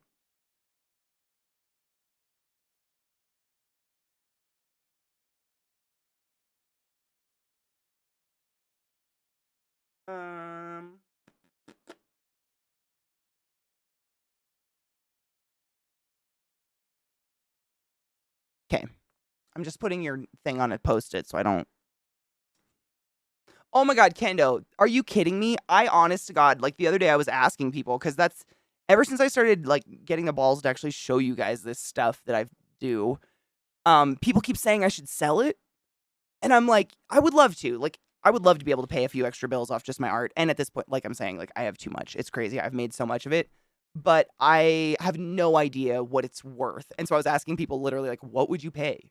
Like, what would you pay and not feel shitty? Because I'm not out here to make $1 million.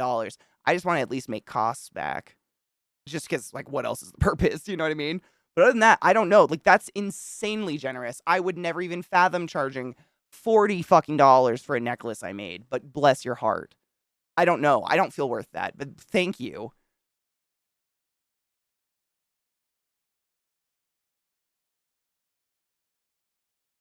What up, Death Eternal? How are you? Thanks, Katie. I feel so fulfilled in my career choices hearing your opinions on the value of art. I value art. I mean, you, David, shut up. You know what I mean. You know what it feels like. I don't even want to. Shut up. It's the most conflicting feeling in the whole world. David and I have had many conversations about this. It's like you have to value your own art so that other artists will, but like, oh, I don't want to. I hate it. I don't like doing it. It's so fucking confusing. Thank you, Donna. Perfect. I got your message.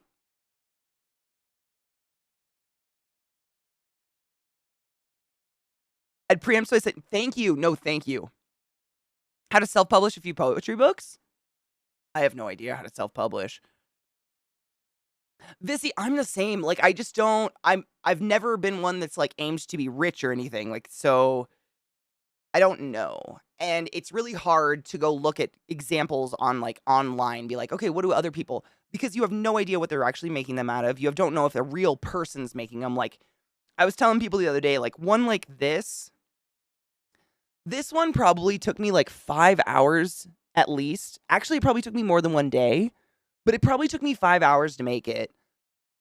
But I enjoy doing it. Like, I don't think of it as like 5 laborious hours. To me, it's like I'm sitting here with like this magnifying glass and I have a light that curves over, and I'm sitting here with toothpicks, like moving the little pieces around. Every piece in these I have placed so stupidly purposefully. I don't just fucking throw glitter. Like, I sat there. There's a little star right there. I put that there. Like, everything is so purposeful. And then I do another really thin layer, and then I do another, and I build it up. And I'm so pleased with the product at the end when I take my time on them that it's hard for me to look at it like, well, it took 5 hours to make, because I'm like, I really liked doing it. You know?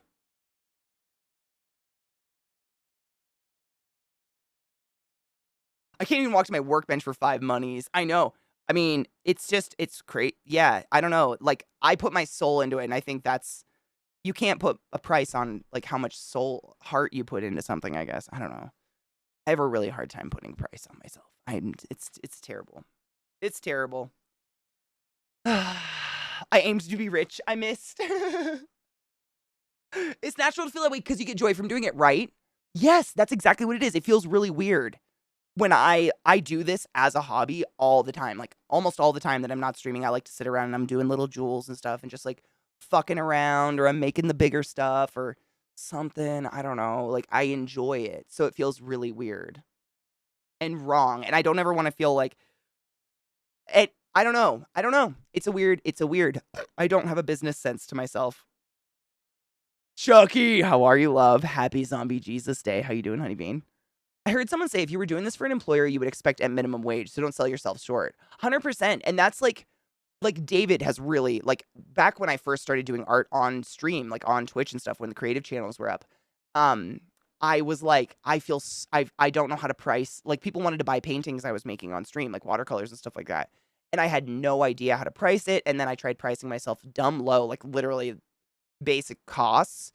And I think it was David, correct me if I'm wrong, but David said something like our artists we have to take pride in our work and price it appropriately, because if 2 watercolorists are making like arguably the same product, like beautiful different art and everything, but same costs and everything, and one person has their art for X amount of dollars and this person has it for an insanely cheaper price, then you're fucking over the entire art community by telling everybody else like, well, I'm going to sell it for dumb cheap, because you're not valuing your time.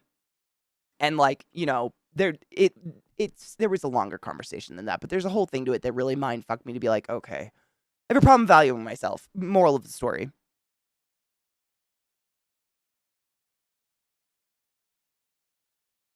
Oh, I love that. Dude, honestly, giving away handmade stuff is the best thing in the world. Yes, if you ever have fun at work, I'm deducting your pay. So weird. I know it's weird. I know it's wrong. I mean, arguably, I have a lot of fun at what I do now. That technically pays all my bills. But I don't know. It's very bizarre. I know it's wrong. I know it's a weird mindset. I know it. Which is why I'm ballsing up and I'm actually gonna put some shit up, I guess. And try not to fuck other artists over. It's hard though, especially when outside of the art appreciating and artistic community, I'm sure you've all heard someone walk through a museum and look at a Monet or some ancient, beautiful piece of art and say, I could do that. Or my 5-year-old could do that.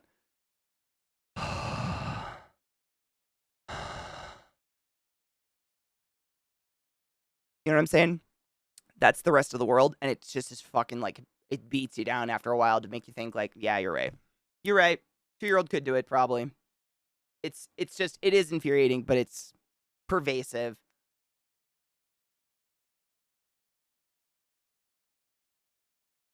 Why do you feel bad?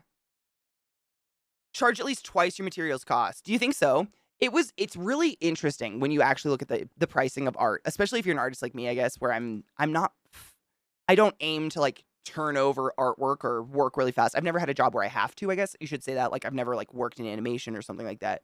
So for instance, one of my favorite paintings ever that I sold, I think I sold it for like $350. I know. And it was a watercolor. And it was this big fucking beautiful anglerfish watercolor, and there was an octopus. It was one or the other. I can't remember which one it was. This was a bit ago. And fuck, which one was it now? Hold on. I don't remember. But I charged my material costs, and then a couple of the people in the creative community, I think my friend Leslie actually helped me, Simply Jackson, helped me, like, it was like, there's actually a calculation to help, like, gauge what you charge for, 2D artwork, I guess. And, when I calculated it, like, yes, I made $350 off of a painting, which some people would be like, what the fucking hell? But when I calculated it, I made 85 cents an hour on it, not including materials. So really, I made less, which is nauseating sometimes. But honestly, like, not because I enjoyed doing it. I love to do that stuff. Like, I take stupid amounts of time to do it. If you don't sin, the Easter Bunny died for no one. So get to masturbating, kids. For thousands. Exactly. Yes. It's okay, but people don't understand the value of handmade goods. Most people are used to buying industrialized products, so the cost of an item is dramatically reduced because it's made at a massive scale. Yes, and I think we're kind of brainwashed to think everything should cost that, regardless of whether or not a human made it or a machine. I kind of hate that Etsy lets people sell things that are obviously mass-produced and not handmade in any way. It's really confusing to me. Thankfully, they have that filter where you can say handmade, but I've made that mistake where I've just, like, scrolled and accidentally, like, been real excited about something, and I'm like, oh, shit, that's, like, chintzy shit. Like, that's mass-made. You can get fooled easily, yeah. Pseudo Bobea, welcome to my channel, welcome to my stream. My name is ClassyKatie. It's wonderful to meet you. Thank you for that follow. I appreciate you. Everybody can draw. Art is subjective. Someone would like your art. I don't like my own art. It doesn't mean I can't draw. Because other people have liked it, obviously, enough to buy it for dummy amounts of money. In my opinion, I'm ever grateful, but damn. It's just like, but like when the painting was rather large. It was like, yeah. It was like this big. It was a huge watercolor. And I mean, I did spend a shit amount of time on it, but like, to a certain population of people, that's insane. And to the other population of people, like, if art moves you, like, it's any amount of money to get it in your hands is worth it. And I guess that's, if my art moved someone, I'm proud. I'm happy, I guess. Cheers.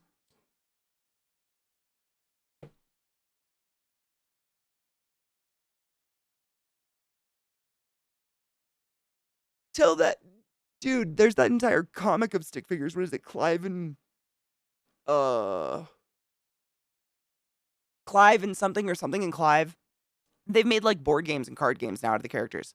But it's literally an entire series. Like they have made a living off stick figures. So don't knock yourself. Don't knock yourself. Someone does it. I sell cannabis photos. Never thought I'd be able to do that. That's fucking cool. Yeah, I mean, if I could go back and tell teenage self that this would exist one day, the fuck? An open forum to like be nerdy, talk about anything, and play video games with other people who are like-minded and don't think you're a fucking weirdo for it. I don't even know what I'd say, right? Like, yeah. Anything that's made custom is expensive. Custom dress, super expensive. Custom guitar, super expensive. Custom art, not really very expensive, but a little costly compared to a poster. 100%, yes. But I think most people that understand what they're looking for when they look for something that they're going to get custom understand that. I would think. Right? Maybe? I feel a little guilty wanting to sell my poetry. It's just words I thought up and put together in a unique combination. Then I remember it took some time and those words came out of me. And don't think of it that way. Think of it as sharing your art with people. Like the way I got over the hump of like accepting what I think of as astronomical amounts of money for a piece of art is that that person wanted to support me in some way, which was flattering. But the other way was like, they were moved by something I created. And that's pretty fucking cool. That's a connection I have with someone that very few people will ever experience outside of the art community. You know what I mean? Like, I created something because it was my feelings I put on a paper, and they felt so strongly when they experienced that art that they would pay that amount of money for it. Like, that's pretty cool. And I'm, as a consumer of poetry, like, I have a lot of poetry books. Half of my bookshelf easily is poetry. I fucking love poetry of all kinds. Short form, long form, whatever the fuck. I love that stuff. And I go back to it every once in a while. Like when I'm having a quiet day off and I just have a cup of tea, I'll go to my bookshelf, sit on the ground and read some poems. Like, because they move me and I paid money for them. Someone else, I mean, you know what I mean? It helps me. I hope that helps a little bit if you think of it that way. My cousin has a brewery here in town. He toys around with making different flavors of beers and unusual things. That's artistry. I agree. Cooking, beer, alcohol, like different distilleries and stuff, that's totally an art form. I was talking to Zach about this the other day. He made a comment. He was like, "You're so creative. I've never been creative like that." And I'm like, I don't mean to like discount you or anything, but I would totally argue that. I think you're extremely creative. You're a wordsmith. Like, Zach is insanely talented when it comes to constructing language, I guess. I don't know how else to put that. Like, I'm not eloquent. When I tweet, if there's a typo in it, I can see that typo before I hit send and I'll still just fucking send it. Like, I don't give a shit, if that makes sense. Whereas he thinks about the things the way, yeah, he's amazing with words. I can't even say what I'm trying to say because I am not. He's a wordsmith and I think that's artistic. Authors, that's all art. Architecture. If you know a construction worker, almost everything they do is literal art mixed with math. My dad is a fucking artist. I thought construction working was not a thing till my mom married him. Holy shit. Like, there's a whole, like, my dad is one of the most artistic people I know, and he lays pipe for a living. Like, there's art all over the world. It just expresses itself in a different way, and depending on what you do all the time, that's where it will become the best. Like, people who are good at art have just done it a ton. You know, like, but they enjoyed it. Like, I don't remember a moment in my life where I didn't go to bed with like a box of crayons next to me and some paper. I was drawing every moment of every second of my childhood. But I liked it. I didn't see it as like, I'm practicing to hone this mighty skill. It was just like, I like to do this thing. And I think that's honestly where a lot of what we like interpret as talent, I think that's kind of what it is. It's just like someone enjoyed something enough to do it enough to become like kind of extraordinary at it. Zach does a good job of taking the humor in situations and conveying it effectively. 100%, yeah. And that's a talent. Honestly, I think that has something to do with like his ability to do like, not stand up. What is it?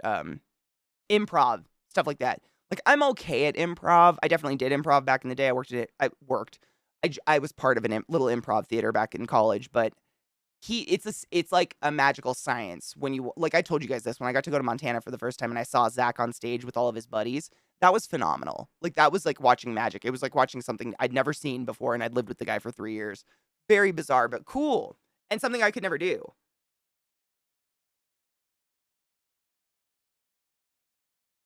It's okay that not everyone understands your prices intuitively. That's all I'm saying. I agree. And I'm glad I have people like you around to help me with stuff like that, because that's not something inherent that a lot of us are able to do. You know what I mean? Is like separate yourself from that. And instead of thinking, oh, someone just gave me a bunch of money, thinking like, oh, my art touched them. Like something that came out of me touched them. Giggity penises. Kendo just gifted 10 subs in the chat. What the fuck? Thank you, you generous hoe. My god. Huh? My mouth did weird things. Moswell, Daniel Lannister, fucking Beowulfs, Tech Ghost, Gloomy Bear, Freak Simon, Jalpita, OE Tiger, Red, and Scythen. You're all about wizards of the highest order. Go forth and be consensual in all the ways, because nothing in this world is sexier than pure sober consent, and I appreciate you being here. Thank you. And thank you, Kendo, you generous bitch. God damn. As an introvert, I admire that ability because I don't even know how to explain my feelings most of the time. I have a hard time with it. Same. I have a really hard time because I feel like people like Zach can organize sentence structure and words and stuff in his head before they come out of his mouth. And if I try to do that, it gets worse and worse the harder I think about it. Like, I just got to say what's on my mind on the fly. Otherwise, it comes out like hip hop, broken brain. I don't know. I'm not able to do that. What up, Kid Johan? Thank you so much for that follow, by the way. Welcome to my channel. Who's a hoe? Ho!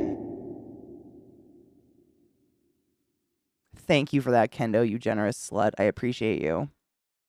I still have Ron. I was just closing windows so I can pull up the game, and I have fucking Ron Swanson screaming on my monitor.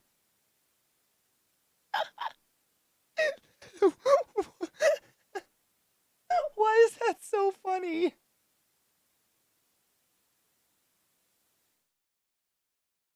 I don't know.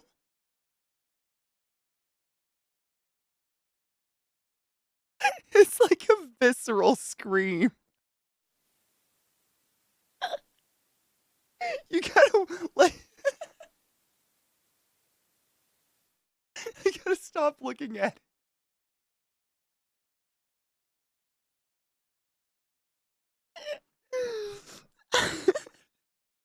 Gloomy, that's my favorite emo ever of all time. That's awesome, Timon. I mean, that's the first place, honestly, to do it. I will say this, when people give you money to make art, the whole value in your art becomes a non-issue. I have no need to consider the value of my art. I know exactly what it's worth. I'm happy for you. Your art's phenomenal. That being said, I agree. I totally know how lucky I've been to get gifted subs and emotes have become my new love language since I started using Twitch a few months ago. Oh, I mean, emotes are my new, like, they're literally like a language. Seriously, I live by emotes. I might be a cave woman. Shut up. How come? All come. That's, sorry, I looked at it again. It's funny. Fucking Ron Swanson screaming. My nose itches so bad. Why?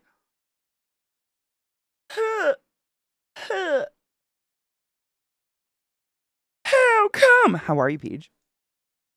Off topic, but I saw the Mario movie yesterday. Oh my god, is it wonderful? Not totally off topic, but did you see the Mario spoof on SNL? Because it was the night Pedro Pascal was on. That's some of the funniest shit I've ever seen in my entire life. Ever. Oh my god, Quill. You binged it? Wait. You binged it? How did you emotionally do that?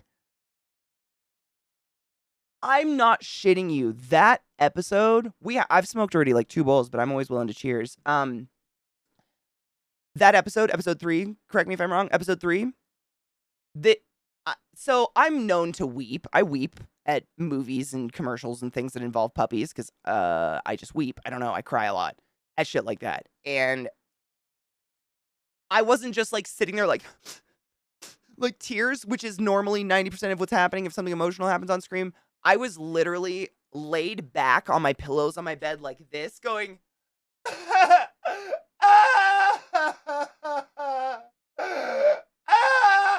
and snot was going in my eyes and mouth, and I didn't care. I was full open mouth wailing, and I couldn't stop. Like, I don't think I've ever wailed that hard for such an extended period of time in my life. It was I can't remember what's the other actor's name. I know Ron Swanson. We all know Ron Swanson. Nick Offerman. But that other actor did just equally wonderful of a job, and I just don't know him personally as an actor, so I keep trying to think of his name.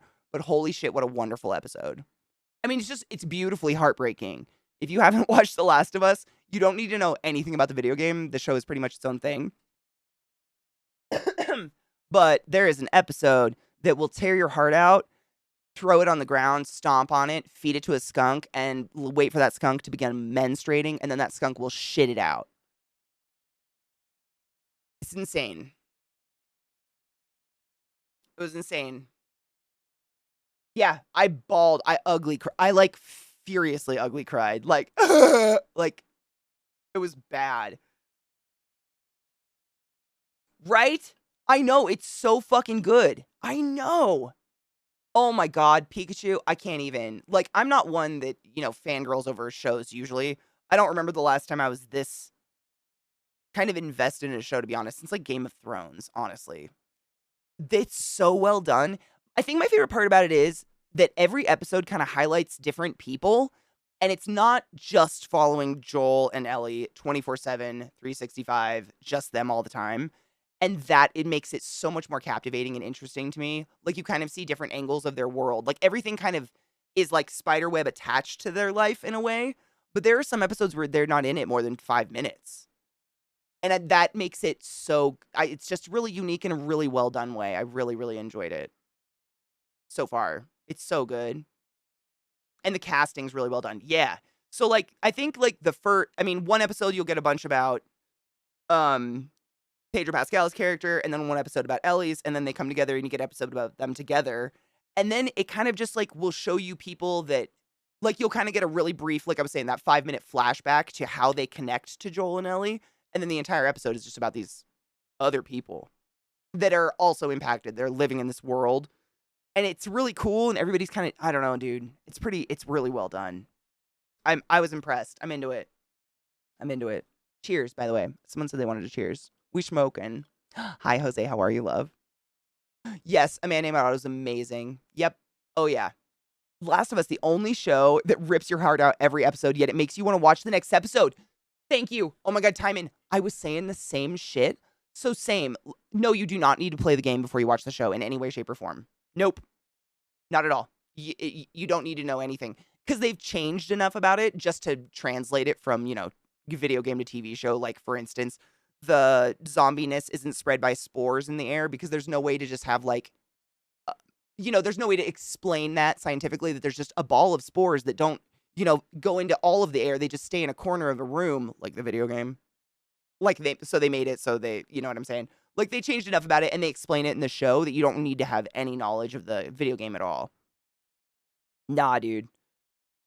But yeah, I remember watching, what was the last show I watched like that? I want to say it was like Breaking Bad or something. Breaking Bad was another really good show. But with Breaking Bad, I got to a point where it was like an abusive relationship. Like, I wanted to go back, but I was terrified that they were going to hit me in the face again every fucking week. So I wasn't necessarily excited for Breaking Bad to come out every week. But this show, it's like, I don't know how to explain it. Like, they're also abusing me, but I want it more. I want more. I mean, still play the game 100%, but I wouldn't say you have to, like, go. You don't have to play the entire series before you can watch the show. Please enjoy the show. It's well done.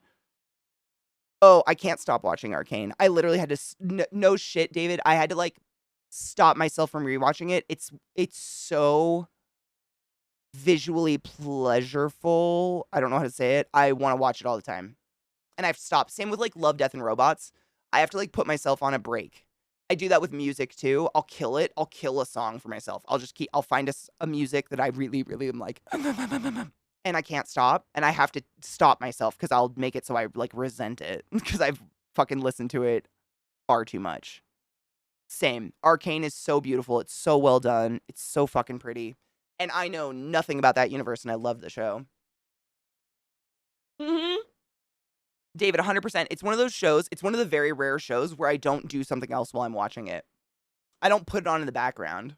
I watch it, which is crazy. I'm bad at watching the huge shows anytime close to when it's such a big phenomenon. No, I totally get it. I'm kind of the same too. Like, I didn't get into Game of Thrones until like 3 seasons in, I think. Oh my God. What do you think, CJ? I love Breaking Bad. I think that was a really well done. Like, I love hate it. I love hate it. It's a consensual sadomasochistic relationship. Yes. Yes. That's how I feel about, definitely. Yeah. Yes. I believe TLOS was only on console and is starting to be on PC now. I haven't had a console in years, so I'm gonna have to do computer. If you can, they're phenomenal games. Literally very, very beautiful, touching stories. You will cry, but I don't think you have to. By any means. Okay. I think I got, yep.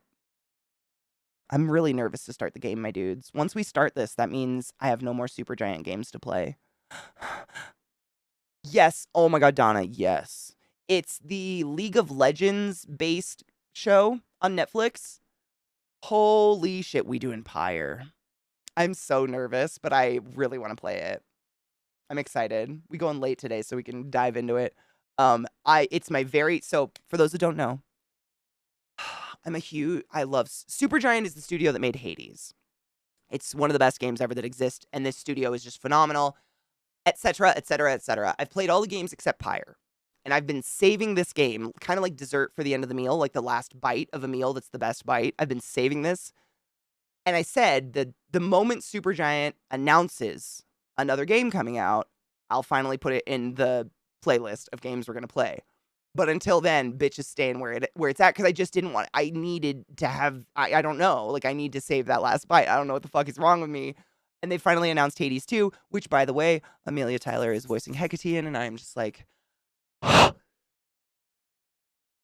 what I'm saying? So, real fucking bonerific excited about that one. But I know nothing. I have literally not seen an inch. I've seen nothing of Pyre. I've heard nothing of it. I know it's sports-like. I'm very, very excited. So that's what we're doing. I've just been trying to move screens around so I can see you guys while we play. Pretty sure it's a controller game, yeah. I don't know. Again, I've been told nothing. Holy shit. I've been playing League for almost 10 years now. Holy fuck. And I still haven't seen Arcane. I've been told it's amazing. Guess CK will be the only one it's great. Okay, I should correct it. I've never played League of Legends, the base game, but I have played a shameless amount of hours of TFT. Shameful? Shameless? I'm not shamed. TFT, which is the League of Legends, like, auto chess game. TFT is crack. Crack. It's crack. Say crack again. Crack. TFT is crack. But that doesn't really tell you shit about anything. I knew nothing. I knew there was a blue-haired bitch. Like, that was it. I also have blue hair. Identifiable. Either. Excellent. Controller's my favorite, just because I have better posture. I can sit back here like this, versus, like, up on my keyboard. I get really, like, I don't want to fuck up my back, you know? Controller just gives me better posture. My back is stiff today. I woke up in the middle of the night with a really bad Charlie horse in my foot, and I think I fell asleep, like, cradling my foot to my face or something. I don't know.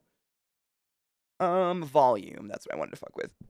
I'm pretty sure this is just going to come through on this volume, but we're going to have to fuck with it when we get into the game. Sorry, I'm so disgusting. Right, Quill. Quill said, I haven't played anything League of Legends, but love the fuck out of the show. It's just really well done. The voice, honestly, I think the voice acting for every single character is fucking spot on, is phenomenal, and the art of the show is just sex. I don't know how else to put it. It's just hot, pure sex. Thank you. I never fart, but I will burp you gross. I burp all the time. It's real fucking gross. Higher. I'm nervous. It's the new one.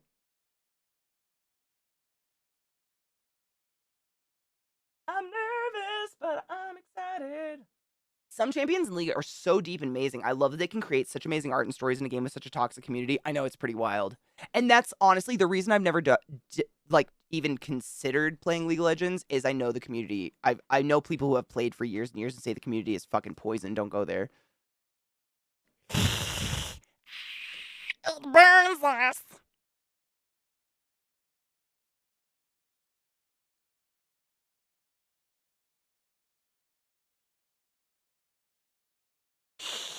Help!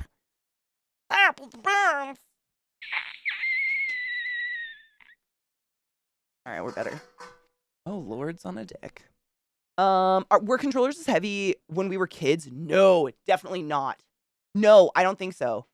I feel like my Xbox controller is like a brick now. Yes, no, I completely think they were way, like, when I think about, I mean, have you picked up like a Nintendo controller?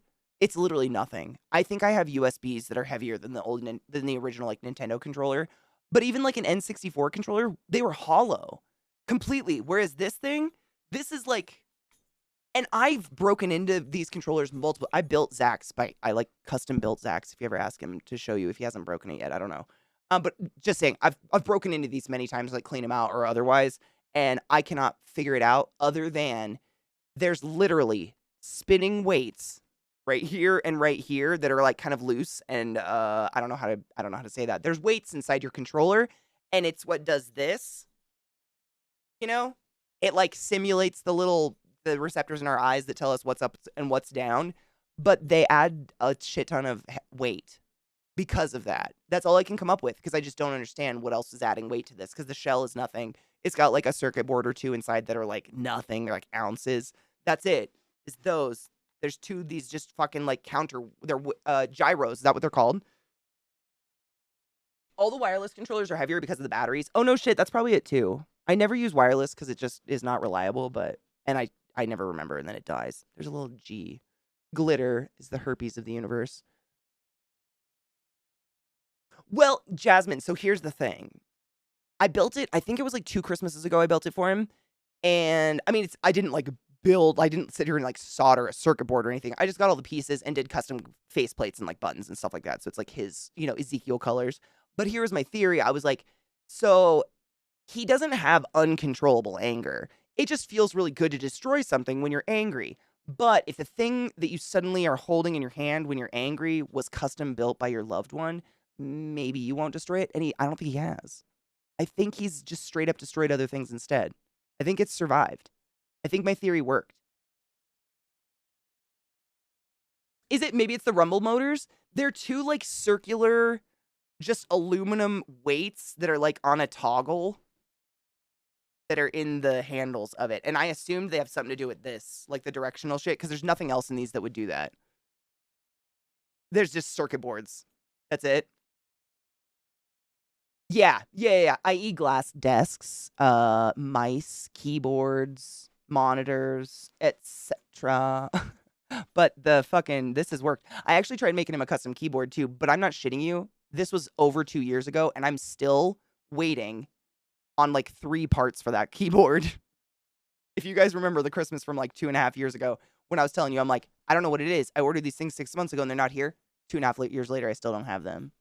But I bought them through Drop. So like, it's crazy. I don't know. Love. It was love. Like, seriously, I put the soul stone inside. The soul stone is inside of it. It's inside the computer! Ah! Did my category change? I think so. Hold up. It didn't for me. Alright. I'm nervous. It's the last one! Ah! I'm nervous. It's the last one. It did? Okay, cool. Thank you. I refreshed so it would too.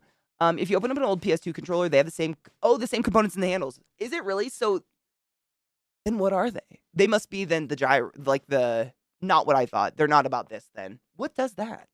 I wonder. I don't know. Just like, I'm not a engineer by any means, but I know a little bit, and I broke into them a lot, and I don't see anything in there that does this. But who the fuck am I? Oh, they're the vibrators. Yeah, the shit. Yeah, they're pretty fucking heavy, so that would make sense. Do you like to have the D-pad set up? I actually kind of love the D-pad. Simply because, I don't know if it's just me, if it's because I'm like hard on my controllers and I've never thrown a controller, but I definitely like This is my second. This one. It's like the Xbox Pro, but it's the number 2. It's not the first model, it's the second model of the Xbox Pro, whatever, blah, blah, blah, blah, blah. And this is my second one of this one, but not because I did anything to it. I literally just wore the fuck out of everything inside of it by putting over 1,000 hours into Hades, which is a hardcore game. And this one's lived quite a lot in Hades as well. And for, like, I think because of me, I'm just going to say, because I've broken open it, I cleaned it, I've done everything. Nothing helps. No matter how many times I calibrate it, this trigger has a flick. If I'm going that way, it flicks back. No matter how many times I calibrate it or do anything, trust me, I've tried everything. It flicks. So, say for instance, if I'm going through a really touchy menu in a game, it will oftentimes just flick back down to the previous thing as I'm going with this. And having the D-pad here to go through menus is a fucking godsend. Like, the D-pad is everything from menus or skill trees, anything where it's not some sort of movement of my character. I live for the D-pad. But I understand what you're saying. Like, it does take up a lot of... It does... I mean, a lot of the controller is not buttons, really. They've kind of bulked out a lot of it. This is the shit I could do without. Like, all of the controllers come with all these little paddle... I have removed them, but if you have one of these controllers or you're familiar with what I'm talking about, all of this back here is for these little paddles that are, like, extra buttons. And what the fuck? Like, who's not death gripping their controller? I don't fucking get it. Me too, Cal. Oh my god, what the fuck? Where did my chat just go? Oh my god. I accidentally picked up a different screen and lost you guys. Same. I've gone through a couple, and never because I threw them against a wall, though. Okay, I'm starting the game. I'm sorry I've been delaying it. I'm just so nervous. It's the last one. I live for that D. I need me a D in my pad? What?